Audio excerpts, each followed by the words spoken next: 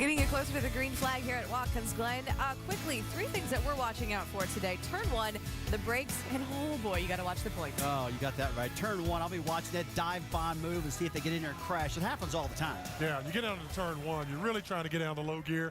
Wheel hopping is something. If you don't match the revs, you can wheel hop, spin the car out. Perhaps the phrase of the day. That just about does it for us here in the Quicken Loans ESPN Pit Studio. Let's get it to the guys in the booth. It's Dale Jarrett, Andy Petrie, and Marty Reed. Thank you, Nicole. Hello again, everybody. Thank you for spending part of your Saturday afternoon with us. You know, every week in the Nationwide Series, there's 40 separate stories that unfold, but we want to zero in on the 2 big agendas that are going to get a lot of the attention today. Andy? Well, we've got a couple of agendas, guys running for points and some that have really nothing to lose. We've got these Cup drivers that are all about winning this race, and they've done plenty of that this year. But it seems like there's a little extra something to win a road course race, and this is one of their opportunities, few opportunities, if not the only one this year to do it. You can best believe that they're going to be trying everything they can to be the first guy across that line. Yeah, and on the other side of that, the Nationwide regulars are in this points battle. They have to look at these things differently. Even though we have a Nationwide regular in Sam Hornish Jr. on the pole, and he ran great here last year, and he'll be trying to win.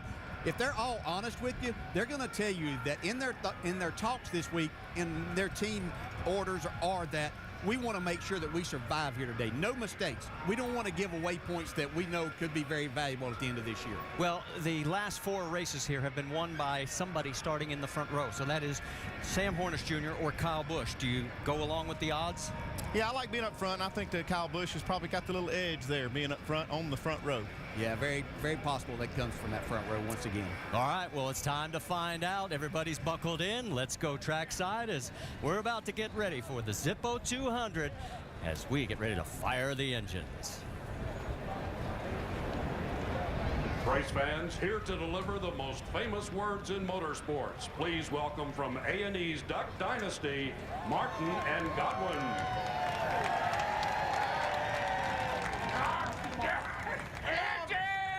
Godwin, focus!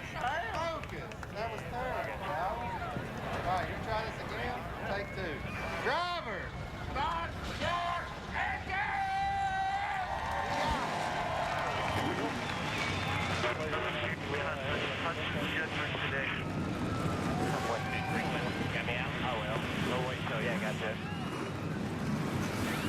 All right, so the engines have fired on the 40 cars that will start today's race. Let's give you a little tour of what we're going to see here at Watkins Glen, guys. Yeah, such a great road course. A lot of fun, very high speed. Starts at getting down into turn 1, high speed, high braking area that these drivers, I heard Brad talk about wheel hopping. You don't want to do that, but the restarts are exciting. The start of this race will be exciting. We see here from last year that things started happening early, but you go up through turn 2, up through the S's, turn 4, high speed area, go up the back straightaway to another high braking area. Yeah, it's all about momentum till you get up here to the bus stop area or the inner loop. And right here, you've got to really be very accurate as you go through this section. You can see a lot of action here as well. A lot of times you see guys get in trouble, but this is where you can actually make a move too. Late in the race, we've seen some pretty action spots right there. Yeah, fast left-hander here at turn 6. Really the only left-hander you really have to deal with much of the day, but a lot can happen here. Try to carry a lot of speed through there because it's a valuable part of the racetrack you set up for the last turn, turn 7, which is going to bring you back to the front straightaway in the start-finish line. 2.45 miles in length, and we're going to go around it 82 times here today at Watkins Glen. Beautiful shot and a beautiful day. Temperatures mid-70s, and sit back and relax and enjoy the next couple of hours with us as we get ready to go racing. Cars will be pulling out on the track. We'll go green when we come back. I can't slow down. Welcome back to a beautiful day at Watkins Glen International Raceway as the cars are just pulling off pit road for the first of the pace laps here on this 2.45-mile picturesque layout. And as they roll out, we'll give you a chance to show you the onboard cameras that we have for you today. There they come up through the S's in the first group.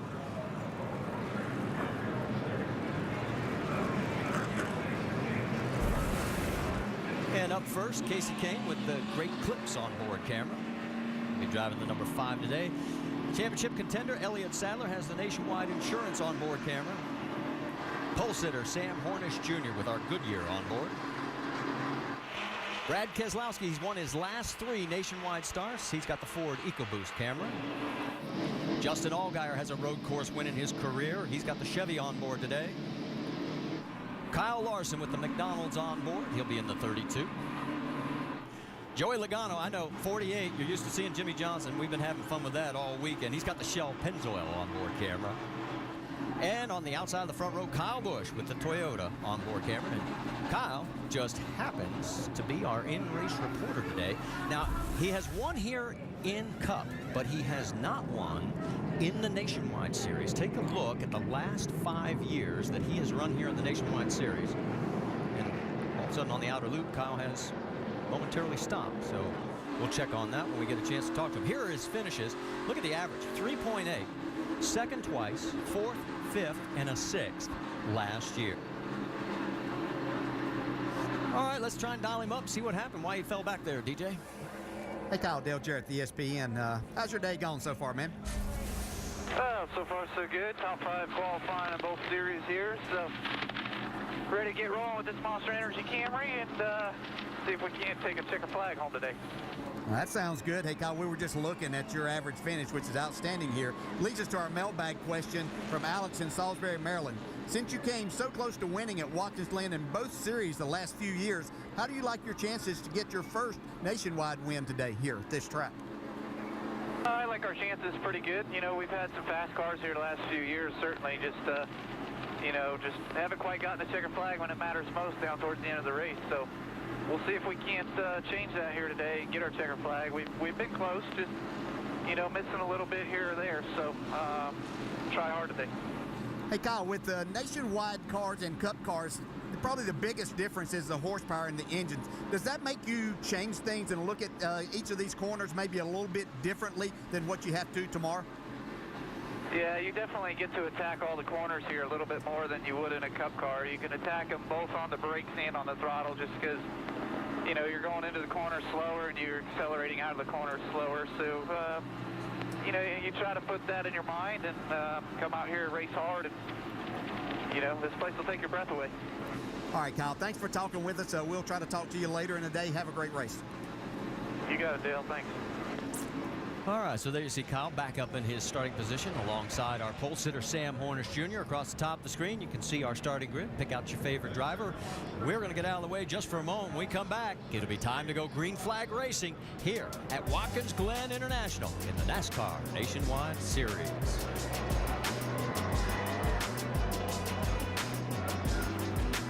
Watkins Glen International Raceway, a little drama involving the 32 of Kyle Larson. During the break, he had a belt issue as one of the safety belts in the 5-point harness came undone. They had to pull into pit road to get it fixed. And here's what happened. We give you an eye view. I'm using long gears here, but it's keeping it running, so let you know that for our fuel. There's that belt on the left side. 10-4 on the fuel, long gears, first gear pit road speed should be.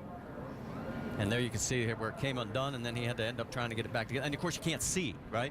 Yeah, not with the Honda. If I see, he undoes that and tries to see. But I don't like the idea that was so difficult to get that back in its slot. All right, let's get the latest update from pit road. Vince Welch, you're up first. Marty, Sam Hornish Jr. has posted 4 straight top 5s on road courses. And coming into this race, he's just 14 points out of the championship lead. So he needs another high point day today. Yes, Hornish would love nothing better than to get a win, but he's not going to roll the dice to get it. Points are the key today. Jerry Punch? With 59 career victories, Kyle Busch is the winningest driver in NASCAR Nationwide Series history. But ironically, folks, he's never won a nationwide race here at Watkins Glen. In 3 of the last 4 years, he was the final car passed in the final laps for the win. After talking to Kyle, something tells me he's going to be very hard to pass on that final lap here today. Here's Mike Massaro. Championship contender Regan Smith says this is the road course where he is most comfortable. He says he's raced here so many times he can basically just close his eyes and visualize the entire course. He's hoping today that familiarity pays off as he tries to retake the championship lead he relinquished 3 races ago. Dave Burns. Brad Keselowski finished twice at the Glen in one weekend last year, but when you consider who the winners were, it was Marcus Ambrose on Sunday, and on Saturday, Carl Edwards. Those were 2 stellar days. By qualifying 5th this morning, Brad let us all know that the trophy is again well within reach. Marty Reed.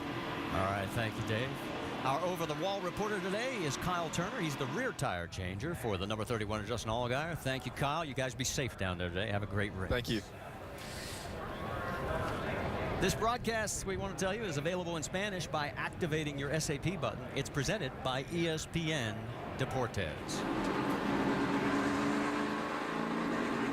Just talked about the 31 car of Justin Allgaier. There he is. Let's listen in on his radio. All right, I'm excited. I can't wait to get this over. Thank you guys for all your hard work, as usual. Great job, great preparation, great execution. Practice yesterday, and let's finish it off with a great race.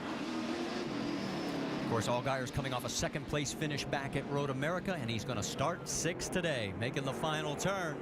Getting ready to come down the front straightaway. Pace car, the lights are off. The car will be pulling off to the right onto pit road. Sam Hornish has selected driver's right as they come down the front straightaway. The Zippo 200 from Watkins Glen International is green.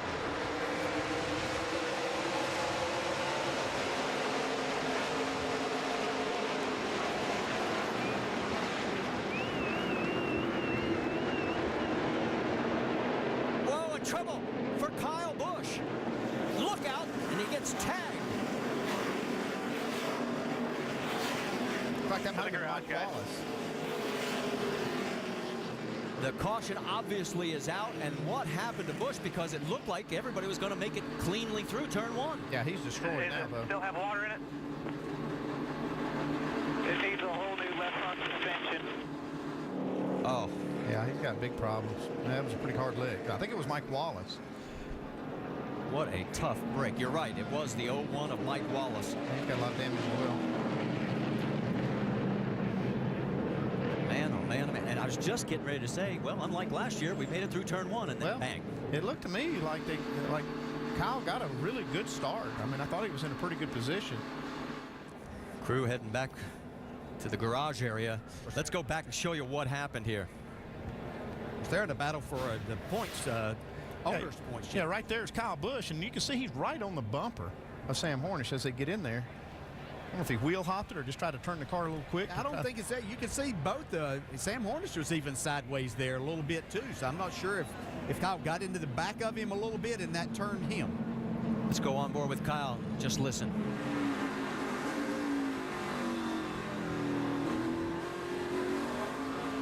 It's still there within the 30. All clear, all clear, all clear, all clear. Still all clear by 2. Well, it just jumped around. Yeah. You know, and if it hadn't been for the contact with Mike Wallace, I think he might have gotten away with this with just minor damage. But the two cars, the 01 and the 54, serious damage. Wow. Quick turn of events for Kyle Busch. We'll get an update and see just how bad the damage is on both those cars when we come back to Watkins Glen after this message from your ABC station.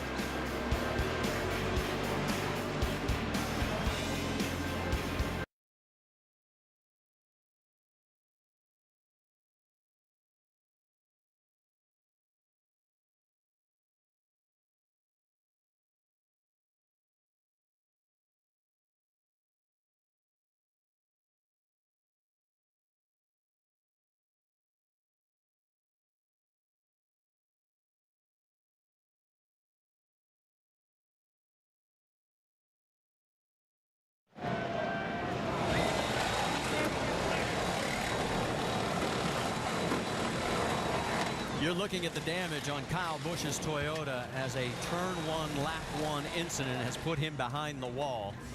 And you got to believe he's frustrated. We showed you the last few years here, the last 5. I mean, he has just been stellar. Let's go back to last year where we had a similar occurrence, different players involved. This is lap 1, and watch what happens to Danica Patrick coming around the corner. Bam. And that ended her day. Just bad luck. She just happened to be in the wrong place at the wrong time. Now this year's a little further down, and we were talking about how slick this track was. Yeah, it's just gotten slicker. It's gotten hotter throughout the day. There's more rubber down. Yeah, but look right here. You see Mike Wallace. He's right there behind that 53. He ducks out I don't think he had any idea that car was sitting. No, and I think that car might have been sitting in a spot where the spotters that are here on the front straightaway couldn't actually see that. Let's go on board with Sam Hornish and just listen. Yeah, still out there? Still out there. Slight contact with the back bumper of Sam Hornish. Yeah, and I think that was just Kyle trying to make kind of a crossover move that he glanced there and caught that, and it just wasn't enough grip there to hold the car at that time. It's the aerial view of the outer loop, also known as the carousel, as the cars make their way up towards turn number 6. The track off to the left or right of your screen as you're looking at, that takes you down into what's known as the boot, which would make the course a lot longer. All right, let's get an update from Dr. Jerry Punch on this work going on the 54. Doc? Well, they are working here with all 3 different crews from Joe Gibbs Racing trying to put this car back together. Adam Stevens, crew chief, told me, he said, I have no idea what happened. Kyle didn't say anything on the radio other than he did cue the radio a moment ago and said, I'm sorry, guys. And so he apologized, apparently turning under the spotter had just cleared him behind Hornish to make a move, and I guess when he turned, that's why he apologized. The car spun around. They're going to try to repair the front end. The entire left front suspension is gone. They've cut away the bars with a porta power. They're going to change the left side, left front, upper and lower A-frames, part of the wheel assembly there to get him back on the racetrack. They're trying to hustle because this car currently leads the car owner point standings in the Nationwide Series. Kyle staying strapped in the car, the crew working feverishly, about a dozen people working on the left front and also damage on the left rear of the car to try to get him back on the racetrack as soon as possible. And you're right, Doc. The Owners' Points Championship is what is so important right now as the pace car still has lights on. It was a 33-point margin in favor of the 54 when they came in. Right now, looking at our scoring monitor, the 22 would now be the new Owners' Points leader if they do not get back out on the track and nothing serious happens to the 22. All right, stay with us. We're going to go back to green flag racing, see if we can make it through turn 1 on the second attempt. Hornish Jr., left side of your screen, his teammate, Joey Logano right beside him. The 22, Brad Keselowski, they are running 1, 2, and 3. And it looks like we may have made it through turn 1.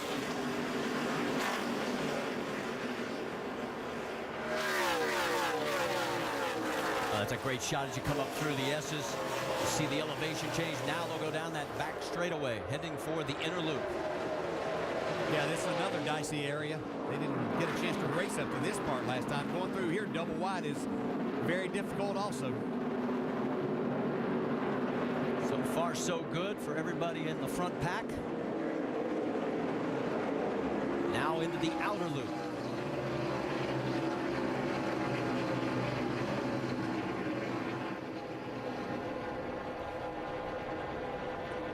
Three Penske cars running in lockstep right now and staying right with Sam Hornish, who won the pole with a new track record 0.3 of a second quicker than second place Kyle Busch.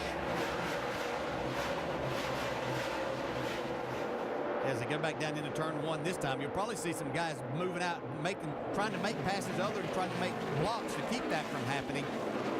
Trying to hold their position right now. Things kind of settled in. Sometimes that early caution kind of settles things out and everybody realizes, okay, we got a long race to go here. This race is only 8 laps shorter than the Cup race tomorrow.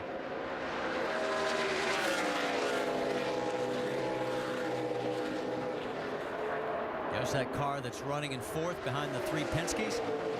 The 31 of Justin Allgaier. Allgaier's been outstanding on these road courses.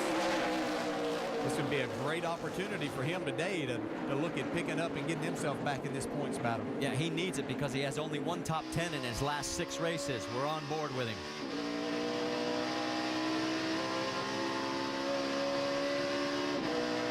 You see right there, he goes to high gear. That's almost a place where if the pace slows down, they'll eliminate that shift and just leave it in 3rd till they get to the left-hander. It's Hornish, Logano, Keselowski, Allgaier, and Regan Smith running in the 5th position right now. It doesn't matter where they put those lines on the racetrack, does it, Dale? They're just going to find where they want to run. You're always going to use up all the track right to the wall, and that's exactly what they do off of that last corner, which we'll call turn 7. And they actually moved that in a number of years ago, and they do it right to the limit. DJ, what I'm noticing from this shot, Sam Hornish Jr. starting to inch away a little bit each lap. Yeah, I think once the air pressure is built up to what they'll consider kind of race pressure now, Sam Carr looks to be the best, and men in particular getting around turn 2 and up through the S's. This is a fairly long race for the Nationwide Series. It's only 8 laps shorter than the Cup race we're going to see tomorrow. So you really have to conserve. The brakes take a pretty good beating here. So you want to try to save a little bit of your race car for the end of the race where it counts. See Logano there getting a little bit wide. That kind of opened the door for Keselowski to possibly make a run down in here to the left-hander. And Allgaier's tightened it up in his 4th position. I don't know what Logano's fighting, but it looks like he's holding this group up a little bit. You see right there, Keselowski takes a look. I have a feeling he might take another look as they go down to turn 1 here. Does he have enough? No, he can't get it in underneath. Falls back in line. And look at Sam again, a little bit further each lap. 31, and Justin Allgaier taking a peek. Now, Allgaier had a little better angle coming out of turn 1 because he didn't move over. He was staying to the left side of the road. Gave him a little bit of a run, but not enough. Boy, but that's such a tricky place, DJ, if you get offline there. Oh, yeah, you got to be careful up through this. It's the fastest part of the racetrack, or going to the fastest part, but you carry a lot of speed up through there, and there's not much room if something does happen. Just a lot of guardrail. Back a little deeper in the field. There is Kyle Larson, the 32 going through the screen. Michael Annett in that 43. And again, here's the battle for second heating up. Keselowski's got the preferred line heading into 6. He's going to get him. Yeah, no problem. Taking that spot there. That's a good pass. Let's see if now Brad Keselowski can reel his teammate in, Sam Hornish. We're getting word that the 54 of Kyle Busch is going to be coming back out onto the track. Now, we have run a total of 8 laps. But as we mentioned, the Owners' Championship, oh so important. Other cars that are behind the wall, obviously Mike Wallace. Another surprise, though, the 19 of Mike Bliss. He has been behind the wall for a few laps. There is Kyle. It's not pretty. The big question is, will he be able to maintain minimum speed? Made a lot of repairs in a short period of time there. Right now, Sam Hornish Jr. is in the driver's seat, but it's early in the going here at Watkins Glen in the NASCAR Nationwide Series. Let's remind you what's coming up on the calendar, because the Sprint Cup Series action will be here tomorrow at Watkins Glen. Our coverage begins at noon Eastern on ESPN. And then the American Le Mans Series from Road America, that's tomorrow at 3 Eastern right here on ABC. And the next stop for the Nationwide Series, it's the Nationwide Children's Hospital 200 at Mid-Ohio Sports Car Course. First time the cars are going to be running there next Saturday, 2 Eastern. It's going to be a dandy, guys. It is a very tight track. There is Kyle Busch in the 54, about to go another lap down. He is doing all he can. He is 7 laps now, 8 laps down, we're being told by official scoring. Now, here is the before, guys, and it only took him 7 laps to get him back out on track. Yeah, they did a lot of work. They replaced the whole left front suspension. Here's the after. Got it going pretty good. At least the wheels are going the right direction. Yeah, and DJ, we actually get a view that we don't normally get. Yeah, an opportunity to see all of that stuff that we talk about so many times that make the front end of these cars work. You can see the spring, the sway bar is in there, the link for it, and the A-frame's working. You actually see the brake caliper right there. Yeah, he's counting on all the mechanical grip he can get right now because he's lost a lot of the aerodynamic downforce. Kyle Busch has only finished outside the top 10 on the road course right here at Watkins Glen back in 2006. He finished 37th that day. You're looking at our race leader. That's Sam Hornish Jr. Right behind him is Brad Keselowski and the third Penske trio member, Joey Logano. And they have now separated by almost a full second from Justin Allgaier in 4th. Yeah, now that Logano, or actually Brad Keselowski has gotten around Logano, he's started to run down his teammate Sam Hornish.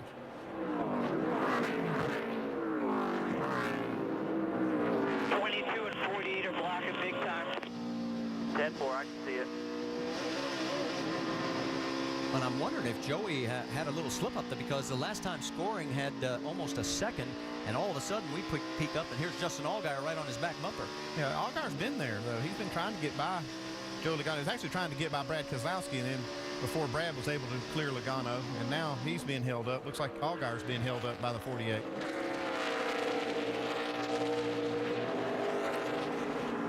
Won't be able to take a peek going into that final turn, number 7.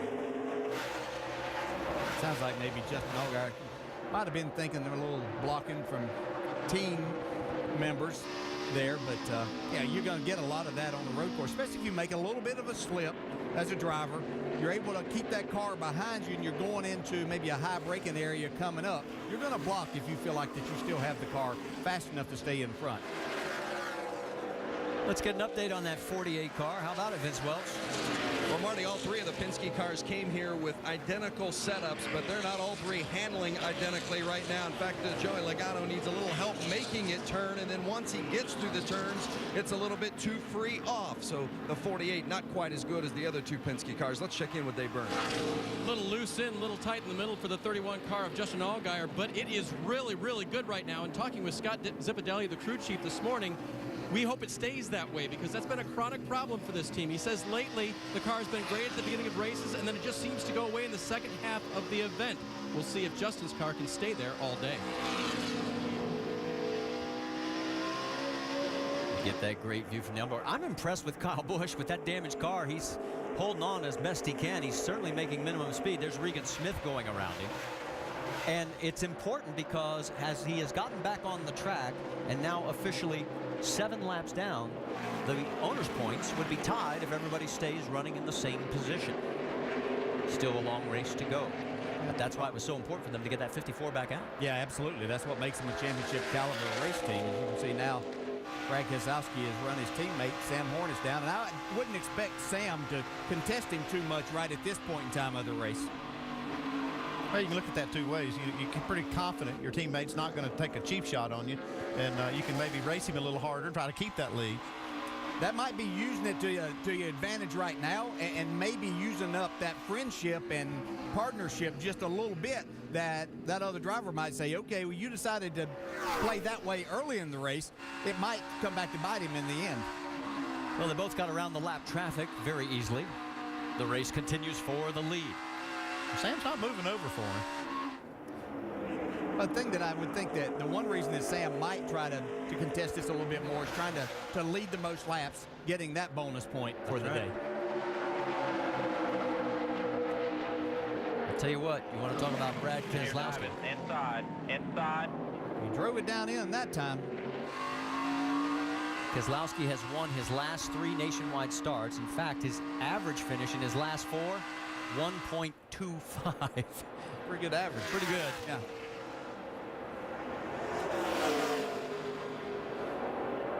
Boy, I'll tell you what, he's got himself a race car as he has now gotten around, now taken the lead, and now does Sam sort of, now that he's relinquished the lead, you just sort of let it breathe a little bit? It'd be a good time to cool the brakes and the tires just a little bit here. And I don't know what kind of fuel strategy they may be on if you could save any fuel, but it's hard to save on a road course when you're running around shifting as much as what they are. You saw Elliott Sadler go through the screen. We're looking for the points leader right there, Austin Dillon coming in. He had a 14-point lead, but right now he started 14th. He's dropped back 2 spots to the 16th spot. And as they run, he would no longer hold the points lead. These road courses have not been too friendly to this 3 team. And Austin Dillon, I think his mission today would be to just keep it on the racetrack. Don't tear up the mechanical parts of it, and hopefully other people will run off the racetrack and maybe break, and he can move up and get a decent finish. And if we go back to that battle for the lead, we talked about it back in our qualifying show this morning, that if he could get 2 top 10s, Austin Dillon should be thrilled, because that would help him stay in that hunt. Yeah, for sure. He'd be thrilled with top 10s. I think that they would have taken that and not even gone out there during the day. 75 is slow. That's Kenny Habul. And Habul had been one of our best movers early in the race. Back there, bud. Picked up about 8 spots from where he started back in the back of the field. Right there in the inner loop, and we'll get somebody to come push you. If you're not going to make it to the pits, don't get back on the track. Here come the race leaders. Yeah, he's in a bad spot right there. He may not be able to get off the track. Yeah, the caution is out. Yeah, he came back out on the track. It forced NASCAR's hand. They had to throw the caution. So our second caution is now out as Habul is trying to limp back towards the pits. That's downhill right there. He can go, but he wasn't going to go much further, and there's really not, unless he was going to turn off and get out of the way there. But NASCAR, he was going so slow, and in the way, basically. They had to throw the caution.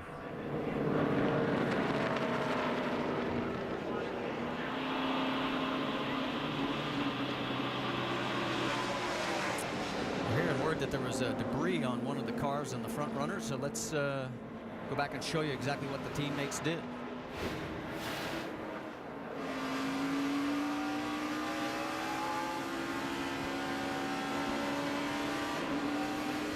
No, that's pretty good right there. You can see Brad just basically lifted the throttle a little bit, let him get the front bumper right up against the back bumper.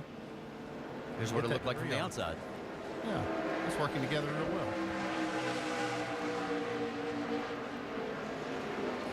Will they do that in the last lap? Probably not. I don't think so either. All right, we're under our second caution, so the field's going to tighten back up because those two had basically opened up a nice little lead over third place Joey Logano and Justin Allgaier. Regan Smith is running fifth. Brian Vickers, who's fifth in the points coming in, is currently running in the sixth position. Our other championship contenders, Elliott Sadler in ninth and Austin Dillon 16th. Really close to a fuel window. These cars can make it on 2 stops. Yeah, the number I was hearing from several crew chiefs is if we can get to 21 and 52, we're golden. Yeah, but they're not quite to 21. But you might see some people try to roll the dice on getting some caution laps and extend this thing and see what happens on pit road. We'll probably see a lot of takers. Would you want to risk staying out? Well, it's not that big a risk, really, if you stay out. Because if you can't make it, you can't make it. You know, you might even see cars coming down pit road when they take the green flag. Don't lose a lap here, especially when all the cars are bunched up. You can make that pit stop and get in and out without losing a lap. Yeah, and we've actually seen guys in the past pit coming to the green flag. And they top off and get fresh tires. I'd like to look at the history. You know, you kind of look back at these races and see what kind of pit strategies have been able to win the race. Oh, boy, you ask, and our graphics department has the answer. Well, there you go. Quick. In 07, Kevin Harvick came in early. Notice the last couple of years, Kurt Busch on lap 24, Carl Edwards on lap 22. Yeah, I think unless you're really close there, and I'm talking close within a 2-lap, you want to stay on your strategy. You stay on it, but if you're close, if you're real close, this is not a bad time to come in because what you will save is some time on the racetrack. So, you know, you give up spots to come in when they go green, you won't be way behind. So this second caution continues right now, and we'll find out how many takers we're going to have. The track is telling us that this is going to be a record-setting weekend for them. This is a very good crowd for the Nationwide Series, and they're saying that tomorrow is going to be even bigger here at Watkins Glen International, and the weather has cooperated. We had rain yesterday, shortened practice for both Cup and Nationwide, but boy, today and tomorrow, spectacular. 75 degrees, sunny skies. All right, let's find out what's going to happen. Dave Burns, you're up. Doing nothing is part of this crew's job. The leader, Keselowski, no adjustments. They will change 4 tires. They will get it full of Sunoco fuel. Meanwhile, 4th place Justin Allgaier, he said he's not pushing his car very hard right now, so minor adjustments for him, air pressure, a 4-tire change. Vince? For Joey Logano in the 48, it's tight and then it goes loose off. So it's going to be an air pressure adjustment and a track bar adjustment for Logano, Sunoco fuel as well. And then for your leader, Sam Hornish Jr., a little too free. They're going to go down around on the track bar, air pressure adjustment out of both rear tires, a 4-tire change and Sunoco fuel for Sam Hornish in the 12. It's a race off pit road and Hornish makes it. And we saw some of those early pit stops, 17 seconds. Is that because we're pitting on the opposite side? Boy, nothing gets by you, Marty. This is one of those, you know, these pit stops are hard to make when you're doing everything backwards, and we saw the stops just about a second, maybe a second and a half slower than normal. Brian Scott picks up 4, Keselowski loses 2, and Brendan Gaughan gets into the top 10 as there's the race off pit road. Oh, so close it is. Sam Hornish. We're back after a word from your ABC station.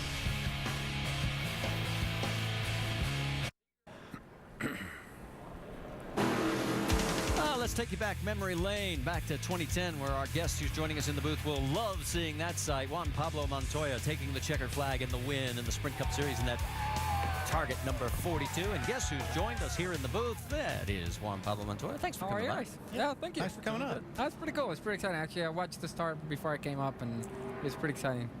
So we love this kind of racing, man. And I know you've got to, because you've had success on this style of racetrack, and we're seeing some action already today. Yeah, I'll tell you the truth. I think it's going to be interesting as they pitted so early, because there's going to be people try to run hard and do 2 more stops, and there's going to be people, saving gas. And it becomes the saving game. How much time you want to give up while you're saving. I think that's going to be one of the harder things. Yeah, well, I didn't get to talk to you yesterday, but when I was in the Cup garage, every single driver to a man was talking about the speed of the Gen 6 car here. Has it changed the way you attack this place? It doesn't really change it. It's just a lot quicker. You know what I mean? And I'm actually surprised we're not going quicker. Like everywhere we go and test it against the old car, it's a couple of seconds quicker. I mean, it's really, really quick. All right, while we've got a moment under this yellow, we want to show you what happened to the 31 Justin Allgaier, because he has cycled back out into the 10th position. And remember, he was knocking on the door for 3rd when this caution came out. Let's look at what happened on the pit stop, and keep an eye on that left rear. Andy? Well, as they come in, you can see he's slowing up to get in his pit stall, stops short, makes a nice, actually stops in the stall real nice. They're having some trouble on the rear, and we were talking about just how hard these pit stops are when they're backwards. I mean, these teams don't do this at all except at road courses. And you can see they just a little slow on the rear and gave up some spots. Now here's Kyle Turner's view. He's the rear tire changer. Oh, yeah, it's up there early. You can tell. Yeah, that did kind of mess up the timing of the rear tire change. It's amazing, how little mistakes like that can really cost somebody. When you're driving the car, you don't realize, if they tell you to stop in the mark and you don't, you damage all the sync of everybody. It's pretty amazing. Yeah, when you do pit practice at the shop, do you drive some? Do you ever do that? I do it, but not often. Yeah. Like I used to at the beginning, but not now. Guys, 3 cars stayed out. Parker Kligerman, who was 10th before the caution. The number 5 of Casey Kane, who was 11th. The 53 of Andrew Ranger, who was 20th. They all stayed out.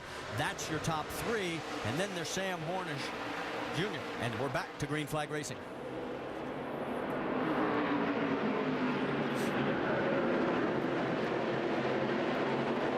Survived turn 1 this time on the restart.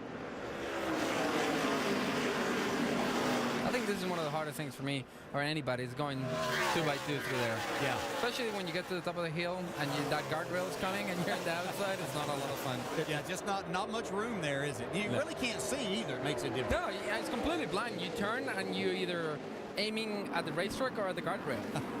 Well, you can see that 53 of Andrew Ranger is falling back quickly. Remember, he is on old tires. And has already dropped several spots. That's Brian Scott, the number 2, and the 31 of Allgaier closing on Ranger.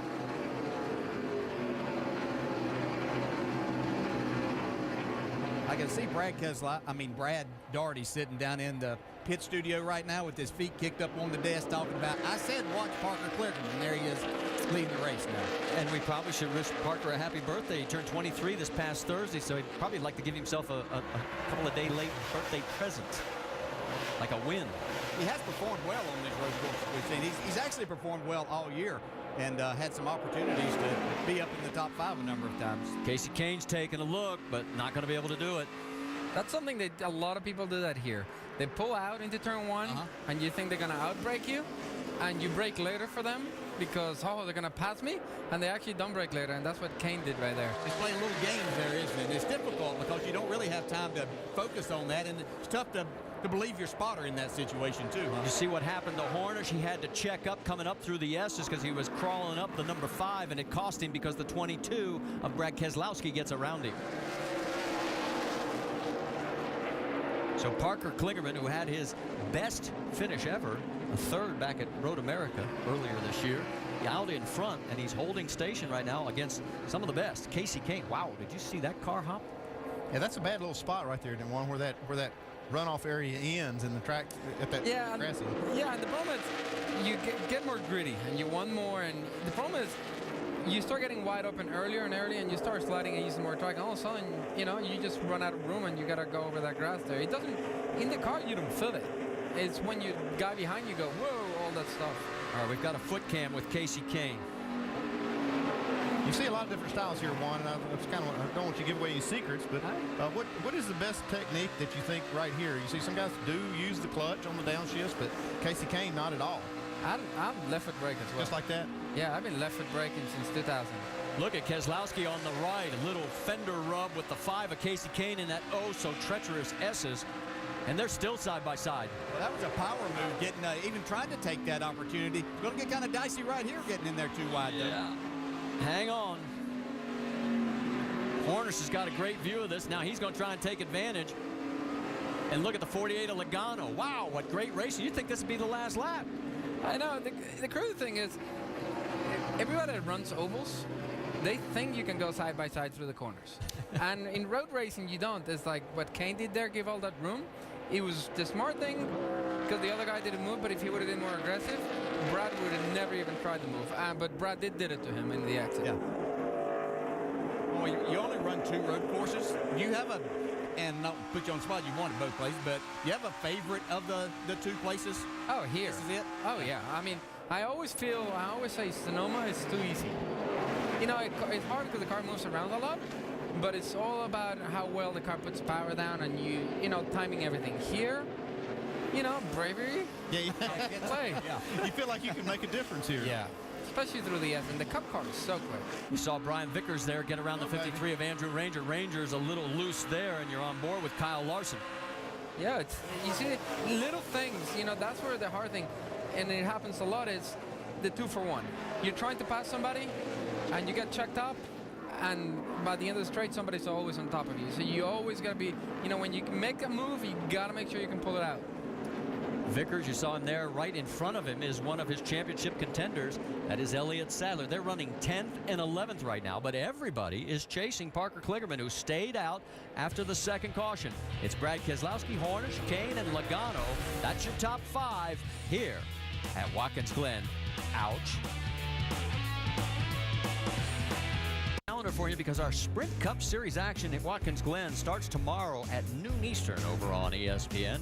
Then we've got the American Le Mans Series from Road America at 3 Eastern on ABC tomorrow. And then the next stop for the NASCAR Nationwide Series, it's the Nationwide Children's Hospital 200 Mid-Ohio Sports Car Course. First time the cars have ever been there.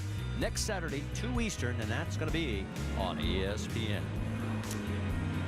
All right, our third caution continues here as we've completed 28 of the 82 laps. And let's listen in on the 31 of Justin Allgaier. And some interesting conversation about how the car is handling in traffic. thing I will say too is behind somebody, you can definitely feel the air pack up under the nose and make the nose get even lighter, which really kills me on my turning ability. Having come up there, you got that left front way up in the air. 10-4, it's up, and then as soon as I get it too far up, it breaks the rears loose and makes it sideways up off the top.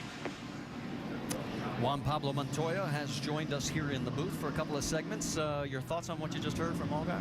Well, it happens. It happens. And they all do that. No, there's nothing you can do about it. You know what I mean? You gotta start timing it a little better. You gotta figure out, you know, turn a little earlier, especially in the faster corners. Start turning a little earlier, timing it a little better. Like, get your nose underneath the guy in front of you getting into the corner. Andy, as a crew chief, is there anything you do to help him on the next stop? No, not really. You're a big help.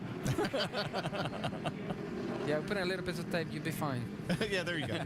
Yeah, I'll make him think it's better. It's either right. A lot of times, what you think, it makes a big difference. Crew chief always says what? Either hammer or tape, and we got it fixed. Yeah. All right, the fastest on the last restart for the first two laps. You can see it was Parker Kligerman, Brad Keselowski on through Key, Hornish, and Logano. Let's set the field for you, because up front it will be Brad Keselowski, one of our three different leaders, alongside Sam Hornish Jr., our pole sitter.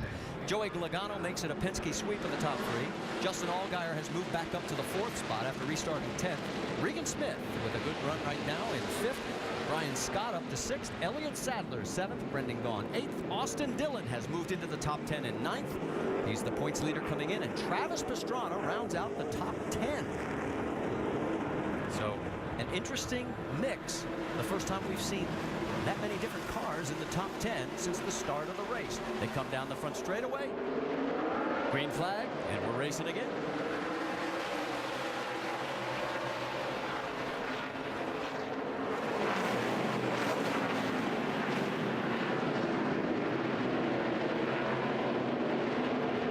A couple of cars going way wide.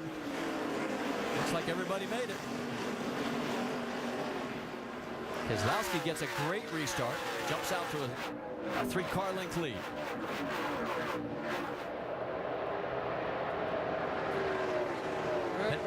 Whoa! I know. That That's the 11 of Elliott Sadler as he's trying to get around the 7 of Regan Smith.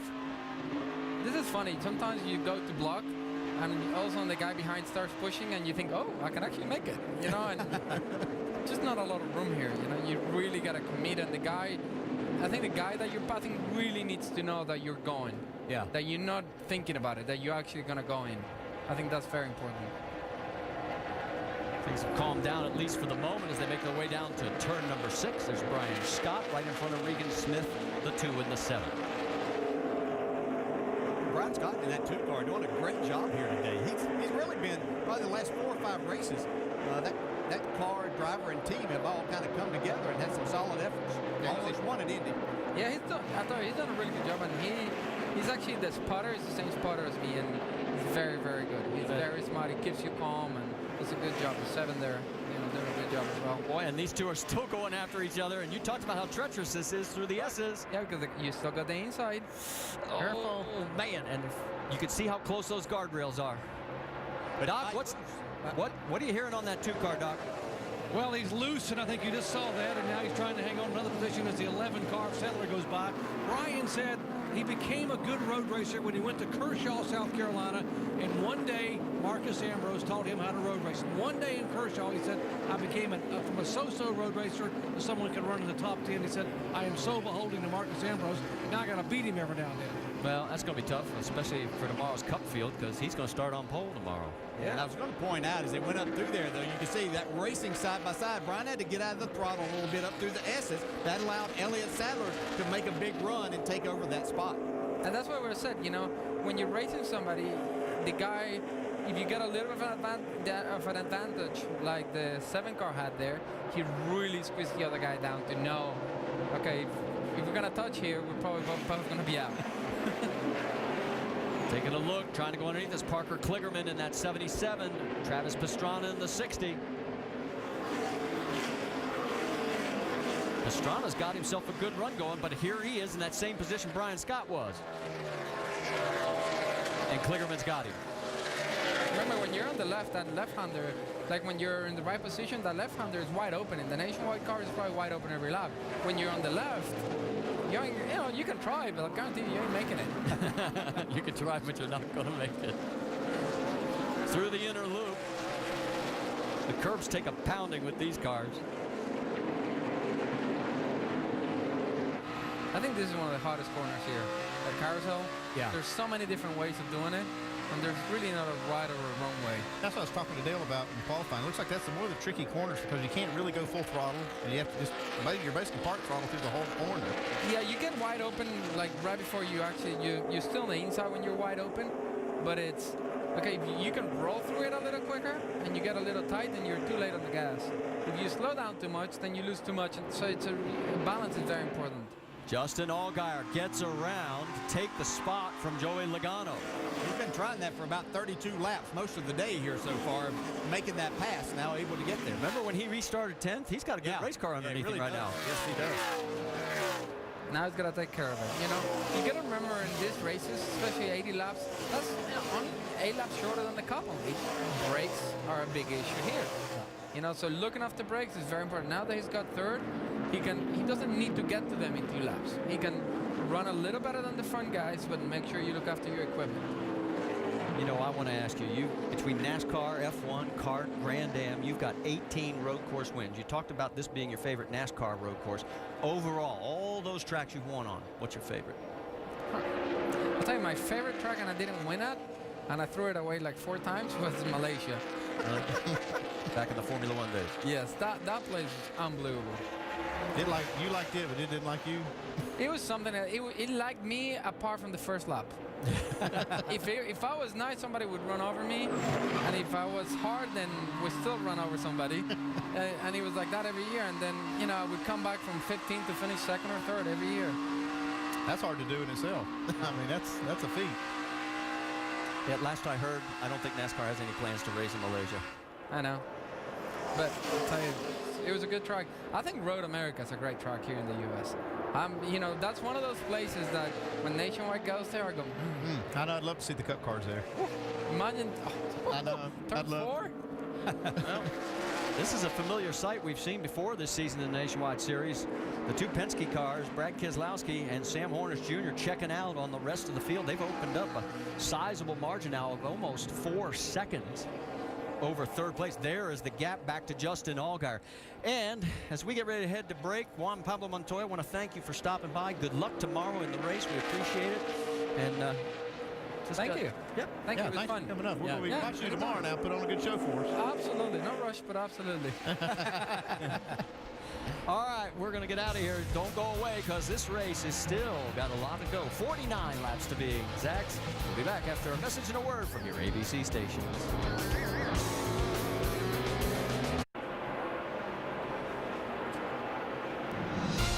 Major League Baseball action for you tomorrow night on ESPN. We got an interleague matchup. Evan Longoria and the Rays battle Yasiel Puig and the NL West leading Dodgers. That's at 8 p.m. Eastern. Then Monday night, 7 Eastern, we've got Mike Trout and the Angels. They visit the Bronx to face the Bombers. Robinson Cano and the Yankees. Both games are on ESPN and also live on Watch ESPN.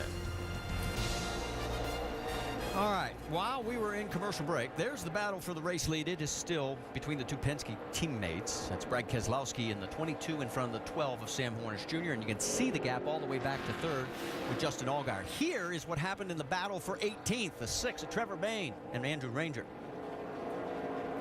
Looked like Trevor Bayne might have got tired of trying to make the pass and decided to use his bumper. That was easier. That's one way to do it. It is.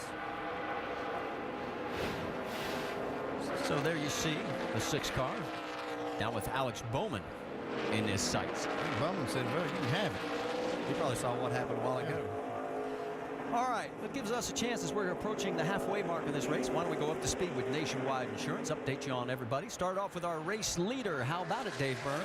And of course, no pressure on Brad Keselowski. The 22 car has finished first and second the last 2 years. A win by Kurt Busch 2 years ago and a second by Brad last year. Right now, he's good on fuel. His crew chief has told him they can make it on one more stop, so you don't need to save anymore while you're racing. Just a little bit under caution, Vince. And Sam Hornish Jr. running second, and with these next few races today at Watkins Glen, next week at Mid-Ohio, and then, of course, Bristol the following week. If they avoid disaster, they believe they can make up ground on Austin Dillon and Regan Smith in the championship. They're very confident about the way they're running of late and what they've got coming up. Right now, Hornish says the car is pretty good. They're going to make a tiny adjustment on it the next stop, though. Dave? Vince, Justin Allgaier was just called a shifting fool by his crew. He has been to road course school, of course, with Ron Fellows out in Nevada. And then as far as Greg Zipadelli, the crew chief, goes, he actually worked with Marcus Ambrose a couple years ago. So he's got chassis and race knowledge that is paying off today. These guys are running great, and they, too, can make it on one more stop. Mike? Dave, if you look in the record books, you'll see that Regan Smith finished a season low, 32nd in the only other road course race of the year at Road America. But he told me and was adamant about it, saying that stat is completely misleading. He expects to be good today, and he has been. He's been running inside the top 5, not completely happy with the front end of the race car, but says he's going to make it work. Marty? And I'll tell you what, as they run right now for the points, it would be basically a tie between the 12 and the 3 car. And that is because the 3 car of Austin Dillon blew the inner loop, and you have to come to a complete stop. He was running 9th at the time. Yeah, he's doing a good job. I was going to comment earlier. We had a lot of racing going on, but he had kind of floated up into the top 10. He does the right thing, though, by coming to a stop, because otherwise he would have to make a pass-through on pit road and give up a whole lot more spots than he gave up there. So that means he's now running in the 15th position, and we had a chance to talk to him about his goals for the next 2 weeks, heading here and to Mid-Ohio. Our plan is to get a top 10 finish in both of them. If we can pull out of all 3 road courses with top 10s, that'd be a win for us. So anything past a top 10 is just a great day, and that's my goal. I want to set my goal as 10th place. Anything above that is a win for us. So we'll go out there, be aggressive, and do what it takes to obtain our goal. And he did finish 10th at Road America, and we talked about it a little bit earlier that would be enough to keep him in contention. Yeah, certainly would do that, but they used their strategy and a pretty good car to get themselves positioned inside the top 10. And as a driver, you just don't want to make that mistake there that cost you. Well, and Andy, we should point out, Danny Stockman told me yesterday, this is a brand new chassis, the first one that they have built specifically in their shop for the road course. They've been using the old KHI chassis that they had purchased.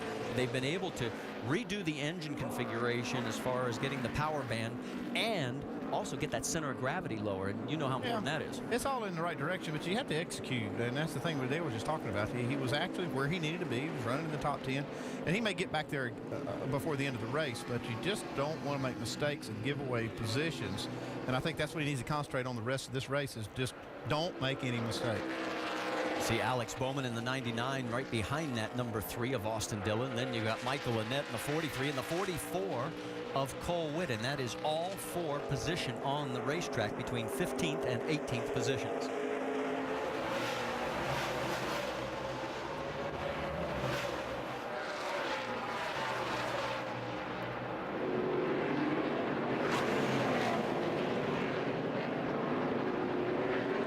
We're starting to hear a report that there may be an issue with the 3 car. Hey, this thing just skips like on fuel. We got plenty of fuel? Yeah, we're all good. We're all good. Keep skipping. Go to box B. Check your fuel pressure there. Andy? Yeah, I mean, it sounds like if they've got plenty of fuel, it may have an electrical problem. That's why he said go to box B. I'll be checking the voltmeter as well just to make sure that you don't have some draw on it that the alternator's not keeping up with. Yeah, sometimes you can find yourself, though, there's cars with... Plenty of fuel, bud. Plenty of fuel. ...have carburetors.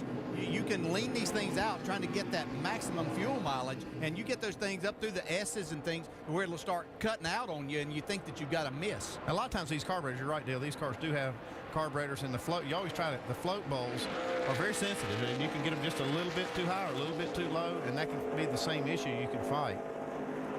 There's Austin's road course career with 4 starts. His average finish 15th. He has had 2 top 10s, and that's his last 2 road course races. Oh, it's bad up that hill. He's talking about it bogging up the hill. All right, we'll keep our tabs on that. Meanwhile, the battle is up front. Justin Allgaier running in the 3rd position. Remember, he restarted 10th after 1. Then it's Sam Hornish Jr. He is running 2nd, and Brad Keselowski is the man on point. And you're looking at the reason for our 4th caution. Kyle Larson came to a stop on the inner loop, and it looks like it could be an engine-related issue, Andy. Yeah, these kind of tracks are very hard on engines. You see a lot of cars making pit stops here, though. Dave Burns. Justin Allgaier, the shifting fool, is going to do it. He's going to get a wedge adjustment for his race car. Doesn't like the handling. He's going to get 4 tires. Austin Dillon is in it as well from the 15th position. Mike? Elliott Sadler on pit road now. The team going to work on the left side of that car, changing Goodyear tires. Canna Sunoco race fuel in as well as the team swings around to the right side. A 4-tire change for Elliott Sadler as the team makes only minor adjustments. A chassis adjustment now made as well. Vince? Well, in the 48 of Joey Logano just peeled off as well after 4 tires and an air pressure adjustment. A little too free off the turns. And what is interesting is Team Penske has split the strategy with Logano pitting, but Brad Keselowski, Sam Hornish Jr., Regan Smith, Parker Kligerman, and Casey Kane Yeah, I thought out. we might be right on the edge of that window of guys that were going to roll the dice and try to get some caution laps to finish this thing. 39 to go. Looks like the other 2 Penske cars not thinking that they could make that. Yeah, and I think the 48, he's had more handling issues than the other 2. All right, let's go back and show you what happened to the 32 of Kyle Larson, who his worst finish in his last 12 races, 14th at New Hampshire. This one will be a little worse than that. Here's what happened. Listen in.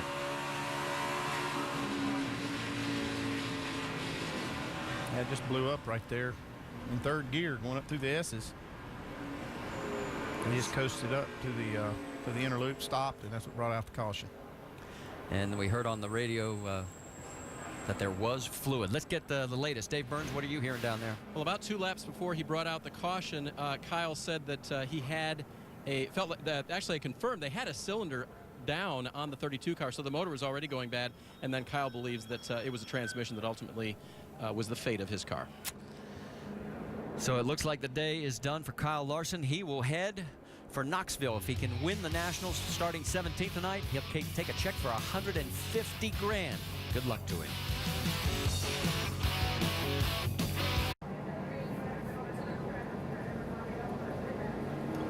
Welcome back to the Zippo 200 at the Glen. Make sure to go to NASCAR.com for all of your latest NASCAR information. Showing 38 to go with Brad Keselowski out front at Watkins Glen. And from inside the Quicken Loans ESPN Pit Studio, I'm Nicole Briscoe alongside Rusty Wallace and Brad Doherty. Already but an interesting race, and quite frankly, it started on lap 1 when Kyle Busch ran into trouble. It was Sam Hornish Jr. who started on pole, then Kyle, and this is what happened in turn 1. Yeah, very strange. You see the 12-car Hornish get in hot, opens the door at the bottom. Kyle Busch nails the throttle, lights the tires up, spins the car out. Very unlikely he'd ever do that again. It's the first time I've ever seen him make a mistake like that. They were able to get him back on track, shown in 29th, 6 laps down. Austin Dillon into the day as the points leader, but not going totally smoothly. Yeah, feeling some bobbles in the thing as he goes up and down some of the elevation changes, and maybe an electrical problem. I think they've got it fixed. He stopped right there at the bus stop, switch boxes. I think he's back. Big trouble for Kyle Larson.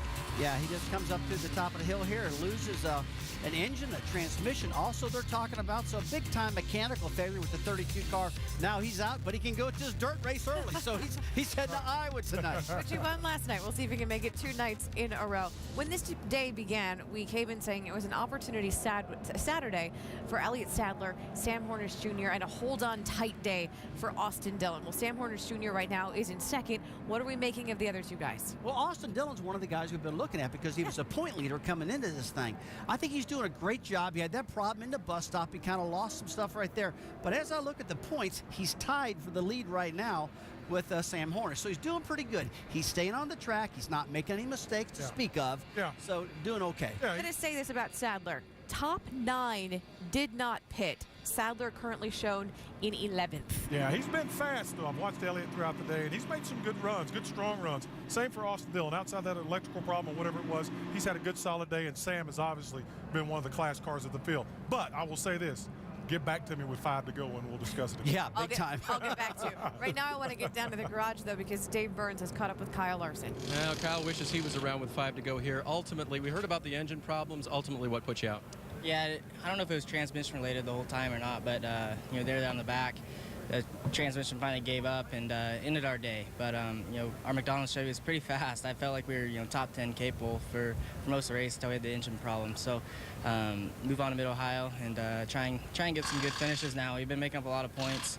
But now we're going to get set back. So just keep working hard. Thank all my guys for working hard this weekend. Nationwide Insurance, McDonald's, Earnhardt Gas Racing, Turner Scott Motorsports, just everybody for allowing me to come out here and race. All right, Kyle is done for today, but not done entirely. He is going back to Iowa tonight, Marty. Yeah, racing in Knoxville. He came in 6th in the points. Right now, it looks like he's going to end up 8th, dropping 2 spots. While we've got a moment, let's remind you about baseball action tomorrow night. ESPN's got a matchup. We've got the Rays against the NL West leading Dodgers. That's at 8 p.m. Eastern. Then on Monday night at 7 Eastern, the Angels visit New York City to face the Yankees. Both games are on ESPN, and it's also live on Watch ESPN. Tampa Bay and Dodgers, that could be a preview of come October for the World Series. Well, I guess we'll have to tune in. 2 hottest teams in baseball. See how it works out. Lights out on the pace car. Let's reset the field for you now. Brad Keselowski and Sam Hornish Jr. on the front row, and that's Keselowski on the left side of your screen. Regan Smith, Parker Kligerman back in the 3rd and 4th positions. Casey Kane, Brian Vickers. Then it's Nelson Piquet Jr., Trevor Bayne, 7th and 8th. Cole Witt and Joey Logano round out the top 10 with Elliott Sadler in the 11th spot. Austin Dillon, the points leader coming in, will restart in the 15th position. Restarts have been interesting as they'll streak down the front straightaway and head for turn number 1. Pace car pulls down pit road. Tighten the belts because here we go once again.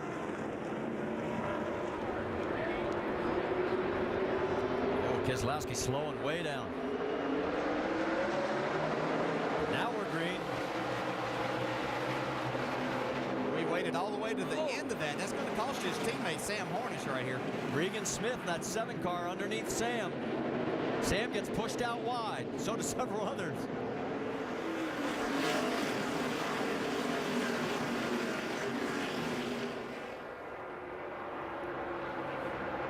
And Regan Smith has cleared Sam Hornish Jr. So move Regan up into the second spot. And you're right, it cost Sam. Yeah, I don't think that Sam will be too happy with his teammate Brad Keselowski right there on that restart. But not that Brad did anything wrong, because he has that whole length of that area to restart him. Well, you see Parker Kligerman trying to hold off Casey Kane right there, the 77 and the 5. Oh, contact there. Huh. Good job by Kligerman hanging on. That's a tough part of the racetrack, to be hanging on. And right behind him, you see Brian Vickers in the 20. And the 6 of Trevor Bayne. The 31 of Justin Allgaier. Trevor Bayne back up there in the mix after spinning out earlier, coming off of this turn right here. Well, Casey Kane did a good job coming off turn 7 to stay out in front of Parker Kligerman on the outside. That was a good move. Remember, Bayne's one of those cars that stayed out on this last caution. That's how he picked up some track position. Kane goes way wide. Yeah, and Kligerman's going to lose his spot. He was trying to keep Vickers from getting there. Didn't have a good angle into turn 1. That allowed Vickers to take that spot away. Here comes Allgaier. Whoa! And did you see Allgaier get a little loose? What, every time he's made a pit stop and gotten back outside that top 10, Allgaier's able to make up spots and get himself back into the top 5 pretty quickly. Great action as we head down into the inner loop. You see the top 3 going through your screen.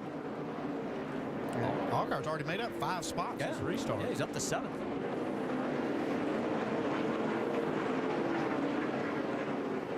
There's your top 3. Brad Keselowski looking to win for the 4th straight nationwide start that he has made this year. We talked about his average being 1.25. There's Joey Logano going around the 44 of Cole Witt. Logano was the first of that group that did pit as they came back out, and he has moved himself up into the 9th position. Got in trouble. That's Andrew Ranger. Now the question is, did anybody hit him? So far, we're still green. Ranger was 14th at the time of the spin. That's Kyle Busch in that damaged number 54. He is shown now in 28th position as he has picked up the spot vacated by Kyle Larson going off track. Ranger able to keep it going, and we stay green, guys. Great job by everybody to dodge that spinning car off of turn 7. Especially with all the smoke. Here's what happened. Yeah, just got in there, looked like a little hot. Back in, came around. You see the points leader coming in. Austin Dillon missing that. I bet you he was wide-eyed, Andy. Yeah, he was. Look at how close this is. Looking for some room. He made it. See Travis Pastrana there making an evasive move. Nice job.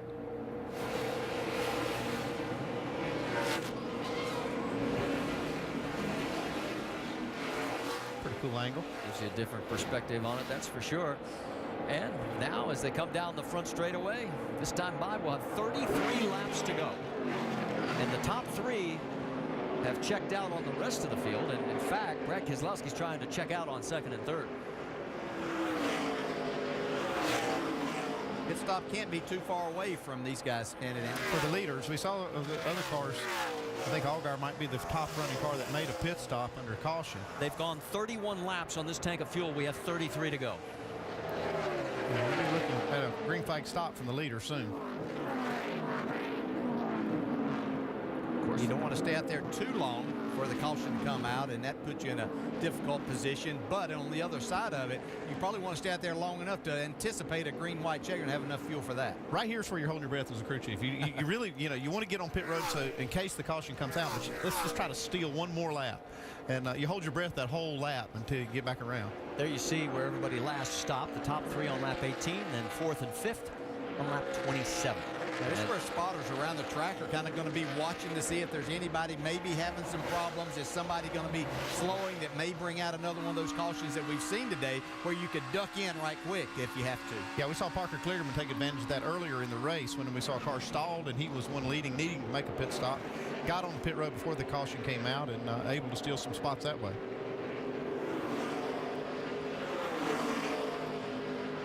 While all this action is going on, let's check in on pit road, Doc. Ryan Scott is now in his window. Came in just to top off with Sunoco fuel. No other changes down and away. Mike. Trevor Bayne on pit road as well. Not Not too long ago, the team had to make extensive repairs to the left rear with bare bond. The car has since come to life. They'll make a 4-tire change and just a very small air pressure adjustment on the 6, hoping to give Trevor Bayne just a little bit more, but he stalls coming out of his box, finally gets it refired. And also, we can tell you the number 3 of Austin Dillon came in, made his pit stop. Yeah, Elliott Sadler was on pit road and just got fuel because these were cars that stopped and got their tires last time. That's part of their strategy, is not being on pit road very long under these green flag conditions. Dave, what are you hearing on that 3 car? They did not change tires. They just packed it full of Sunoco fuel, and they made no further adjustments. Austin said it was better at the start of this last run. Well, we have 26 cars on the lead lap. Austin Dillon is shown right now in that 25th position. As you see, the slower traffic getting well out of the way as the battle for second is getting more intense. And Hornish wants the spot. Whoa. Yeah, that's a tough place to be trying to get it right there. He'd have been better served right there to follow him up through the S's, get up there, and then pull out and outbrake him into the inner loop. Here comes Travis Pastrana and Mike Massaro. And the call is for 4 tires and fuel for Pastrana. His first race here at the Watkins Glen International Raceway, and he's doing very well inside the top 15. If you listen to his spotter, he's giving him a lot of coaching throughout the course of the race, making sure that he keeps the car in between the lines, so to speak, on the track. A 4-tire change, he's away. So the time on your screen, and on the right side, that battle for second continues. Brad Keselowski has opened up. That's a 1.8-second lead.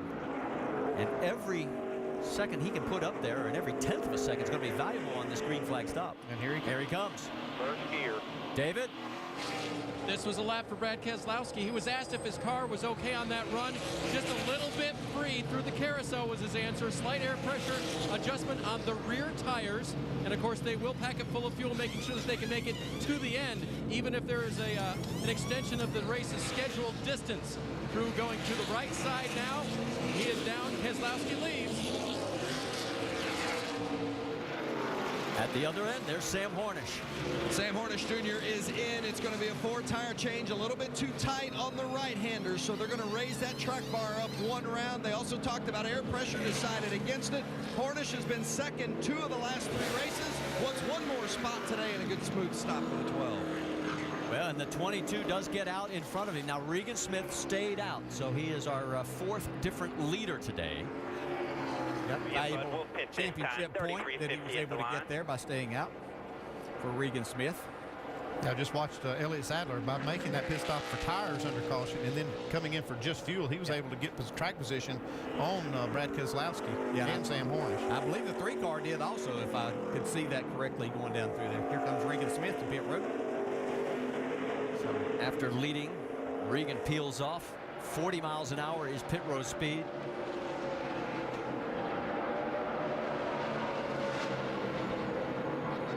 Mike? And Regan Smith's last stop was lap 18. At that point in time, they made a track bar adjustment, 4 tires, and that was about all. This time around, 4 tires, a full load of Sunoco race fuel, no adjustments on the 7. Parker Klickerman, 4 tires, full of Sunoco fuel, so a little bit of vibration, so good time for him to stop. Second stop of the day. Trouble left rear, right rear tire. He's out of the way, costing some time. Vince. The 30 of Nelson Piquet Jr., former winner in this series, won at Road America, but right now, if he's going to get better, he's got to have more grip. It's a little bit too free, especially off the turns. Air pressure and 4 tires for Nelson Piquet Jr., a little bit slow on the right front there. And as he comes out, the right side is your race leader, our 5th different leader, Brian Vickers. He last pitted on lap 27. We are working lap number 54, so he's got a pit stop in his not-too-distant future. There's your top 5 here at Watkins Glen. We're back after a word from your ABC stations.